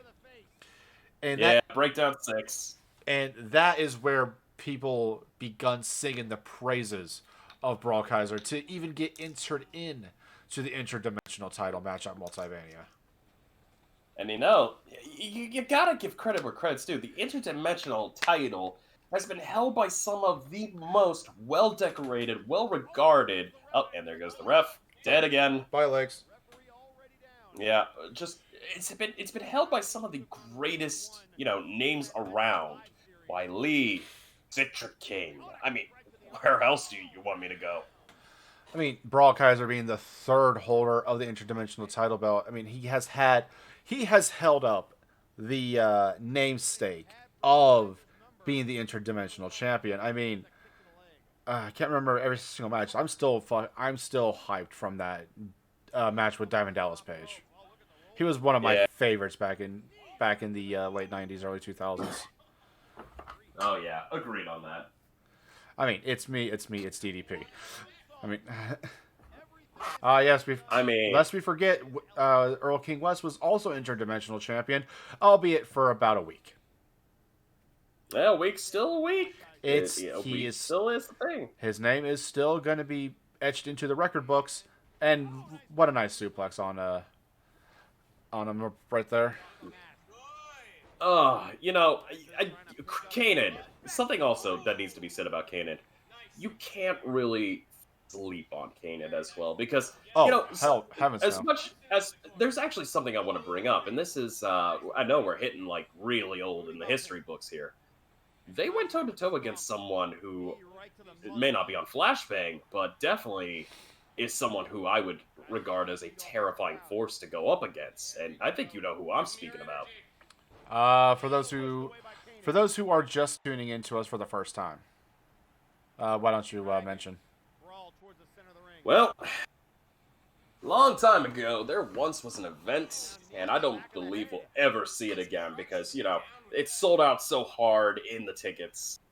But there was a fight in this event that put the aristocratic Kanan up against the glorious one himself, Probunaga. And that was a brawl and a half. And Kanan held their own. You cannot, and I repeat, cannot even for a second keep your eyes off of Kanan. Because he can come in, and just when you think everything's alright, BAM! Slap to the back of your head. You're down on the ground. Well, let's also not forget that Kanan won, I believe, 2 or 3 showcase victories back-to-back as soon as that they were in, especially to a point to where APS called foul and thought that Kanan was using some extra-dimensional force. 2 in a row. Thank you, there, Hartley. So yeah, 2 in a row, So a back-to-back showcase win, to a point to where APS thought that he was using magic in some way, shape, or form, and I mean he passed through those tests with ease. All talent, no magic whatsoever. Yeah, and not only that, APS, sometimes they get a bad rap, but APS is no joke. No joke. And the fact that it warranted their attention showcases that you're still... It's legendary to the point that some would even call it otherworldly. But here we also have Brawl Kaiser, the defending interdimensional champion. I mean, I'm not going to say that he also suffers from terrible luck. I think that he's a little too trusting at times, Like he doesn't think that someone's gonna, backstab him. Not backstab him, but I was gonna say try something against the rules. Here's what I gotta say. Brawl Kaiser. I love the guy because, there's that warm heart in him. There's that glowing heart of a hero. It's just the fact that sometimes, the hero gotta do what a hero gotta do, but sometimes a hero gotta do something that a hero don't want to do. And, for Brawl Kaiser, when sometimes he's down on his luck, but if he really wanted to, imagine if this guy finally snapped off a few of the restraints on him. Could you imagine what he could do? he could probably give a title run that would last as long as the Bone Warriors, maybe even go beyond. We're talking like Nero levels. I mean, that would be something to see. And I mean, both men have technique. They both have just this unstoppable like force that drives them. But here's one thing that Brawl Kaiser has over Kanan. Brawl Kaiser has literally everybody else just like Spirit Bomb-esque giving Brawl Kaiser their energy. Yeah. Cause like Which, on one hand, you'd think maybe cheating, but I get you. Like the electricity from the crowd goes a long way in these kinds of matches, and I mean, giving the people what they want there for a bit, just doing a nice little jig, and because like a little jig here, and people like are behind Brawl Kaiser because he's just so relatable. I mean, look at that. The handstand just splashed right on top of Brawl Kaiser, going in for another. Yeah, and gets up as quickly as they slam down, which, you know, like, that hurts the abdomen. Like, oh, most definitely. And a third. Just cartwheel moonsaults, just like that. Yeah, and but there was Kanan's mistake. He should have kept the aggression going. He shouldn't have put him back up because he was actually able to catch breath quickly. Yeah, exactly. There was a lot of time. Nice little Pele kick there. There was a lot of time between all three moonsaults to where Brawl Kaiser would have gotten some respite in. Yeah, oh yeah, most certainly. If there's one thing I've noticed about Brawl Kaiser, especially during these fights, definitely has a quick routine, and I've kind of made note of this in my little notepad here. I actually see that Brawl Kaiser, he seems to be a master of the short form recovery system. Yeah, I mean, what does a Sentai hero do but bounce back? That they may be beaten up, they may be at the lowest of lows, but that only means that they have nothing but highs to reach. And you know what they say, when you hit rock bottom, the only way up is going topside. And but the thing is though with this match though, they've been trading offense back and forth. It was nuts to watch. Hell, this was nuts to edit. There was a lot of good bits that I had to take out. Yeah, honestly, like, props to the camera crew for being able to capture all this. Oh, most definitely. Wow. I mean, we also got like one hard cam and not like 10 million cuts. Oh yeah, no. Mad respect to you, Tommy. Wherever you are out there, you're the best cameraman I've seen besides Brad. Yeah, Brad's more of a on the field kind of reporter. Tommy, he knows where to get the good angles when it comes to in ring. Flawless flow. Flawless. Also, but you know, getting back to this match, I mean, look how Kanan's just like, why won't you stay down? And Brawl's just like, he's laughing. It's just like, you don't realize what you're in here. You're facing a Sentai hero. Don't give up. I'm gonna keep coming at you harder and harder and harder and harder until finally you make that fatal mistake of giving me the opening. Like here. Stop. Bam! Buster. And knocked down.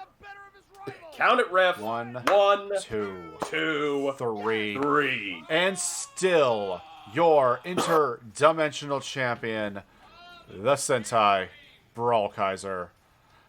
Go, Brawl Kaiser. I still love you, dude. It's... Okay, now hear me out. Look how happy he is. Yeah, no, hear me out. And something funny that kind of came to mind. Imagine if he had to face an immediate challenger after that, and it was like... Now, hear me out, because it's Halloween. Imagine if the Lord of Barovia came to this spring. Oh, fuck. Dude. Oh, God. All I'm saying, if we can get a person into Barovia to get Strahd von Zarevich out for an interdimensional fight, sign me up for next Halloween. I don't want to know what happens when a fountain of positivity goes up against just a legend like that. Yeah, no. I mean, you don't wanna. I do. And on social media, we're blowing up with the big crowds on the down under side because we are trending hard. Yes, we have a bunch of viewers from the Haza Is My Name stream. Hello, Raiders. How are you? We are just in time for our main event for the World Heavyweight Championship. Heavyweight Championship. And we have Victor Vicious of the Cartel, who won this contendership from a tournament. Everything to prove, everything to gain, and he has a bunch of naysayers coming into this match, saying that this would be an easy win for Nero Napier. And Victor, well, we talked about people full of spite. Here, and the reigning and defending champion, Nero Napier, undefeated, has never been pinned, reigning for a year and a half. And that is what it's all for. Not only is this a match for the World Heavyweight Championship, this is a match to beat Nero's streak. Beating Nero here says volumes about your career, about the people who will pretty much say that someone's not worth it. But look, the fact of the matter is, you've got Victor Vicious, the leader of the cartel, and many people tend to choke on Victor at times, but you can't really laugh. This guy leads one of the most brutal factions out there. He's willing to get down and dirty on and off the ring. Most definitely, I mean, but here's the thing that, like, I mean, my train of thought is, Victor not only has this to worry about, but he also has that target from whoever Crusoe's employer is. Someone wants Victor gone, or just at the very least taken out. That makes me think maybe we're about to head into some mafia wars soon, because I mean the cartel. Look, I hate to say it, like the cartel may not be the only business, quote unquote, out there. We could see, who knows? Maybe there's a triad lurking around. I mean, remember how I said the Poison Fist of the Pacific? But that title belongs to another organization. I wouldn't be surprised if Victor's made a few enemies on Flashbang, who finally decided, hey, let's put a band together. And one thing that I loved about this match was both men just taking it to each other. Like, this was not... Neither of them gave anything. But it was completely 50-50 throughout the entire match. It was a give and take, and both parties gave hell and took literal, like, blood, sweat, tears, and more probably, you know, like, bits of flesh and teeth. I mean, first and foremost, it's Nero Napier, the world champion. This guy has literally held gold for so long, I would call him a god king of the ring. I mean, reigning for, he won it back in Multiverse 2020, so about a year and 3 months. Literally. Surviving again. Surviving death himself. Big Rock. Name a baby face that we have on the roster, and Nero has beaten all of them. He survived the showcase match, the Warzone Heavyweight Showcase match, against 7 of the biggest names that we have on Flashbang. And leader of the biggest, literal biggest faction. And it's true. All of them are on standby at the Apex headquarters. besides Blight, you know who was what? already there, and Primal Heat, who was already booked. That's true. That's true. And you know, something I gotta say, Victor played it quite clean. So, and just look at him, snapped his own neck. Just the way he did it. You're only supposed to do it one hand. Two hand can literally lead to lethality. And he did it just in front of everybody, going like, I don't care. Well, remember how I'm in a blood match. we got the vicious clothesline, bam, square in the neck. So, and like, look, like you were mentioning, he was fighting him clean. But because, like, remember how Nero won this title? Him and Apex screwed over Ginger Boy. Last rights locked right in. Is Nero gonna tap out? He does not. So, like, screwing over Ginger Boy to gain the title and then holding it for so long. Beating him clean is pretty much proving to the entire multiverse, I am the champion. I am the one who you should... I'm the one at the top of the mountain. And going for that cheeky clothesline that always works. Kicks out of two. I'm the man at the head of the table. I am literally sitting at the master's seat. And you are all just guests at my table. Or in Victor's case, I am the boss. And you know, it's funny you mentioned that with how the Apex came to, especially Nero, how he came to get that belt. Karma tends to come back and bite you in the ass, especially when you least expect it. So it makes me think, is Karma brewing up something pretty big for someone like Nero? Because let's face it, the bigger they are, and you can't get any bigger than Nero, the harder you're gonna fall. Suplex into that ripcord clothesline. God, Victor is out for blood in this match. Oh yeah, no, and the fact of the matter is, like, look at him. He's not using any of the cheap tactics that you would associate the cartel with normally. This guy, like we both said, fighting clean. Fighting like there is absolutely no qualm whatsoever. Well, but we see that he's tired. Well, I mean, once the adrenaline starts to wear off, you kind of get a little gas. Trust me on this one. But oh, I know that. It's also another thing of, well, it's like I mentioned earlier. This isn't just a title match. This is a chance to beat the longest undefeated streak in Flashbang history. And it cements yourself as the one to beat going forward.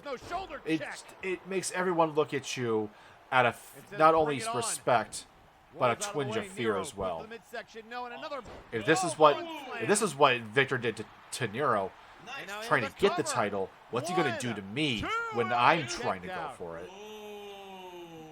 I mean, just like, it leaves that little bit of fear in the back of your mind, because, like, here, it's, again, it's 50-50 shots, really. It can go either way. And now it makes you, And here we have some complications.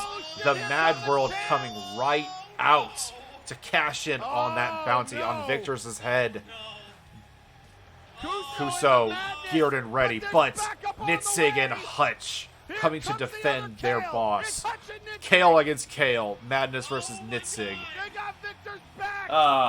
That's going to be an awkward talk on the way home. Oh, yeah. I can already tell you that. Hutch is sleeping on the couch, most definitely. Down goes Kuso. Is there a couch in a Mandalorian ship? I don't know, and I don't want to know. Well, actually, I kind of do want to know, because I want to take a ride on a spaceship. But back in the ring, Nero taking advantage with a neck breaker right there. Yeah, but Vicious getting back up and shoving Nero. How much force do you have to have in order to shove someone as big as that guy down? Well, physically speaking, Victor definitely has the power game over Nero. Oh, he does. I mean, like, look, how much does Victor weigh? I have a theory. I want to say just shy over 300. So hear me out. I want to say about 300. Hear me out. How much of his body mass is actually muscle versus fat? That I do not know. We would have to talk to Dr. Caliban for the medical report on him. I know there's some HIPAA law, but at the same time, I'm pretty sure we can get something. We need to talk to the doc on that one. Yeah, and honestly, I need to talk to him anyways. I need to get my next booster shot for flu season. Yeah, they're asking us to do boosters for fully vaccinated people going forward. And then we got Nero, speaking of about 300 pounds, Nero just tossing him right back into the ring. Body shot. Trying to go for the head, but just barely dodges out of the way. Doesn't matter, still kicks him, and he puts him in a lock. Rolls him up. One. Couldn't even keep him there. But Vicious counters. He is literally out, like you said, for blood. And I give credit where credit's due. Vicious, I don't want to be on his bad side. Oh, but no, Nero, not at all. He doesn't care. He's up. This is the animal instinct kicking in. This isn't the brain of the humanoid side. This is the animal coming out and saying, okay, now you're in my territory. I am finished with you. And especially because I honestly think that Nero would definitely be the one who would need to win the most out of this. He has the most to lose in this. He has built this reputation of cunning, brutality, just... Shades of the old Nero. I'm tripping on my words here because it's cunning, brutality, absolute authority. This is a man who lives up to the namesake of the ancient Roman emperor, in my opinion. I mean, he's the top of the apex predators. Literally, this is a man who would probably play on a literal bone flute, while the ring and the roster are in a blood war. I think he actually does have a bone flute, now that I'm thinking about it. I interviewed him and his wife Mizuki at one point at their compound. I think I saw a bone flute, but I also think I saw like a whole mess of cheese. Yeah, cheese. I'm lactose intolerant. No, thank you. And like there was a whole... The compound's actually very nice. There's just a whole lot of stuff that I don't want to get into. And then we have... Well, barring that, let's get to the fact that Vicious was barring in Nero's face, trying to go for a pin again. Count out to 2, only to get kicked out. Nero rolling back up, and just look at him. Drops him onto his face, hard rights, puts him in a constrictor lock. Coil. Look at him. That is Nero's signature submission, the coil. Oh, trying to go for that freaking hammer strike with dodge, and then tighten a boa. And just like that, 1, 2, kicks out at 2.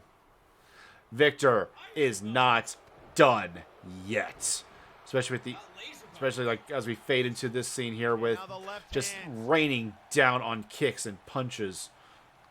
It's like I said, Nero has everything to lose, but Victor, everything to gain. Notoriety, a reputation boost. And at the top of that, the cherry on top of that, a world championship. I mean, let's be honest, like, Victor, even if he doesn't win this, you can't look at him the same way ever again, because now, Nero has to realize, Vicious and the cartel are no longer just the little twerps that some people would make them out to be.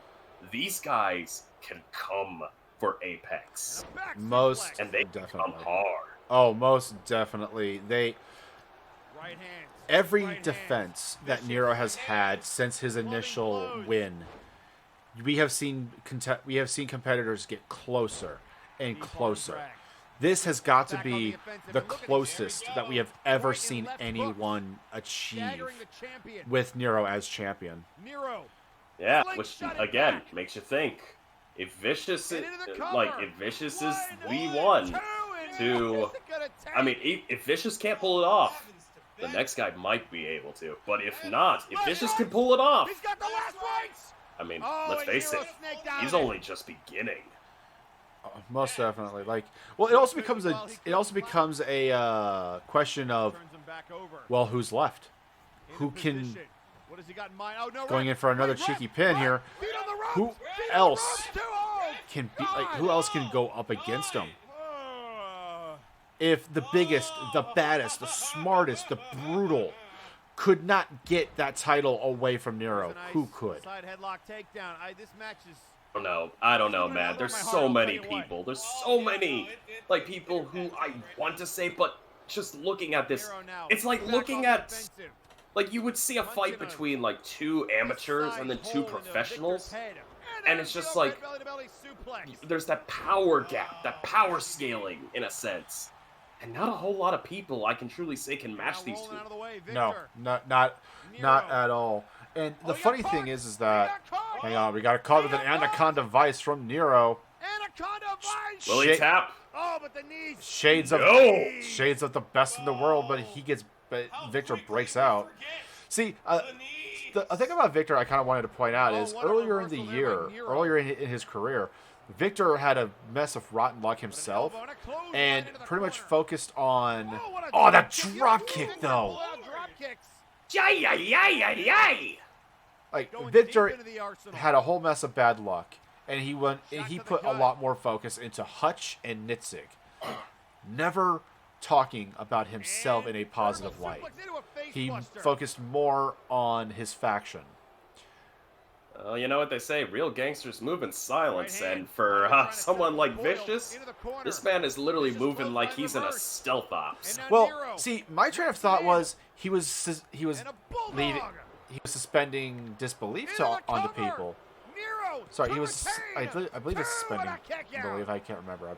Words are not good right now. Oh, Vicious believe me, the English language clothesline. sucks. It's a confusing language, but still, I believe he was deceiving everybody into underestimating him. So for when this moment happens, everyone is shocked. Win or lose, Victor has more than proven he is at the top of. He should be put towards the top of Flashbang. Yeah, and I mean, let's face it, this man, if there was a triumvirate of who all is now top dog, this man just practically bought himself, if not first place, the second place. Because let's face it, Nero, if he wins this, he's at the top. He's at the top of the food chain, but if Vicious were to win, he takes the throne. You would pretty much just kick Nero right off the throne, watching him tumble. And then freaking Victor using Satyrus's move, the Maze Crasher, and then going in for Arriva. Dirty.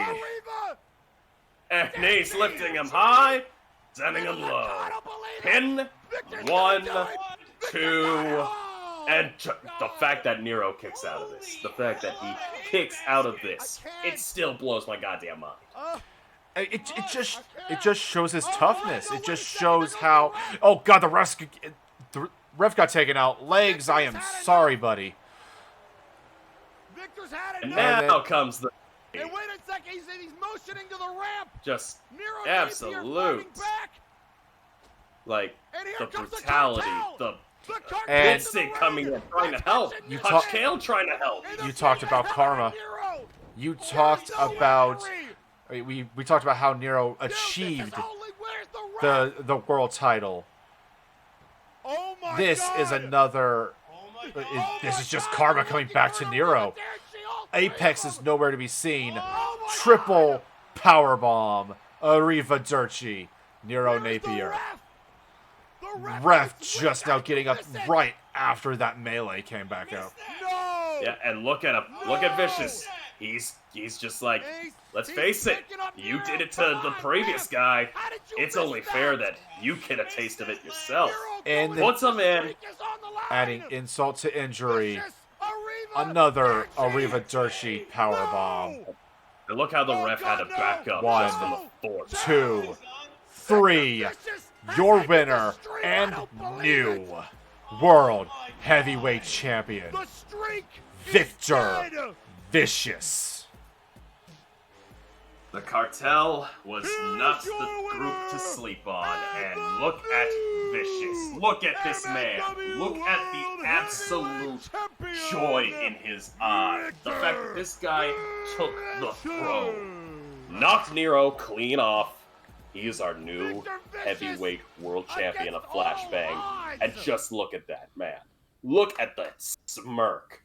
This is a man who finally said, Nero, I literally became a divine agent of karma. And karma came at you like a hawk. And that is why that, ladies and gentlemen, is our Flashbang moment of the week. You must! I can't! Oh, the ref! No, wait a second! There goes the ref! Victor has had enough! Victor's had enough! And wait a second, he's motioning to the ramp! Nero Napier fighting back! And here comes the cartel! The cartel's in the ring! That's Hutch and Nitzig! Holy and they're beating the hell out of Nero! There is no referee! Dude, this is only, where's the ref? Oh my God! Oh my God! Oh my God, they're looking for an Arriva Derchi, all three of them! Oh my God! Where is the ref? The ref didn't, how did you miss it? Did you miss that? No! How did you miss that? And he's picking up Nero. Come on, ref! How did you miss that? How did you miss that, Legs? Nero going up, the streak is on the line! Vicious, Arriva, Derchi! No! Oh God, no! No! Two! Victor Vicious has ended the streak! I don't believe it! Oh my God! The streak is dead! And there you have it, ladies and gentlemen. Your winner in the moment of the week for Flashbang. And something that Robby brought up that I kind of wanted to make a mention of. We still have that bounty out on Victor Vicious. What's that going to mean going forward? Especially now that not only does Victor have a target on his back from there, but as the world heavyweight champion, he has a much bigger target on his back from the entire roster. Oh yeah, no. I'm gonna say this right now. If that bounty's not doubled, it's tripled. And Apex, I wouldn't be surprised if they decide that some retribution's in order. Granted, I do have to say, it was quite interesting to see how the Mad World came out, originally attempting to cash in. Now they're gonna be thinking, damn, if only we came out a little bit later. Exactly. Like, Nitzig and Hutch made quick deal of them. But that is going to have to be left for speculation for Friday Night Flashbang that airs tomorrow at 8 o'clock Eastern Standard Time on twitch.tv/Edward Bosco. And please tune in to MNW Warzone Saturday at 4 o'clock Eastern Standard Time on twitch.tv/Dr_Caliban. So, with all of this being said and done, as we are winding down here, Robby, is there anything that you would like to tell the Firing Line audience? Byron, I don't know what to say, but we just witnessed the beginning of a new era, and I believe we're about to enter in what I might hope to say, gangland territory. And from my broadcast partner, Robby Slick, I am Joe Mojo. Thank you all for tuning in, and good night. Adios. All right, we're above game now. Oh, thanks, sweet fucking Christ. Okay. Holy shit. 4.5 fucking hours. Jesus Christ, man. Okay. We are... Literally did that on a week where I've got the fucking flu. Holy fuck. Yeah, I applaud. I can't fucking applaud you enough, man. Dude, thank you for I've this. literally gone through a whole box of tissue. I literally had to turn my whole body away and on the chair still I'm like bleh. Oh, that was funny. You should have seen it. Fuck you. I was about to ask. So, where can people find you? They can find me, well, here with, being led by the amazing and honestly definitely deserves every last bit of showing, Joe_Mojo. But yeah, you could also find me at twitch.tv/JFrost747, where tomorrow probably gonna be doing gonna do some more, totally accurate battlegrounds with the squad. Other than that, you can find me here and there. All right, and I would like to thank Coordinator and Haza again for the raids. Wand! Hey, Wand! Thank you for the follow. I almost forgot to mention. So, you all have probably noticed by now that I've gotten follow emotes. Yeah, he's got emotes. Yeah, I got a follow emote. It's a very familiar one. It's my it's my lurk. I was gonna have the hammer as the follow emote, but the lurk just made a lot more sense in my opinion. Also, I mean, spamming that shit is gonna be funny. So yeah, if you guys are following me, please enjoy that for the Twitch streams going forward. And also again, thank you to Corporal Canada, Travis, Rosso for your bits, Tiki for the follow. I'm surprised. I thought you followed already because I could have sworn I remembered something. But yeah, thank you guys again for the love and support. It makes... Quick thing, I spent all of Monday night before D&D, all of Tuesday, which the monster match, of course, took the most fucking time. And then... Of course, I mean, come on. Yeah, and then all of last night, after working 10 hours to edit everything down. And even then, I could still only get like 10 minutes on like a bunch of these videos because I had to add in some of these good moments.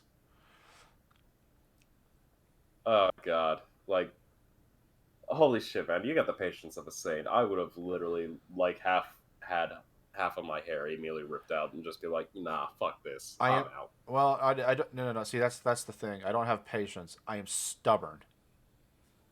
There's a difference. Hi, Wait, I thought you were Dad. I am Dad. I'm also your clone. I don't remember what the story is. We're still trying to figure out which one of us is the clone here. Yeah, which is kind of crazy because I'm older. Yeah, you're older and you're taller, but at the same time, look, we're sure enough. And fatter. Yeah, that too.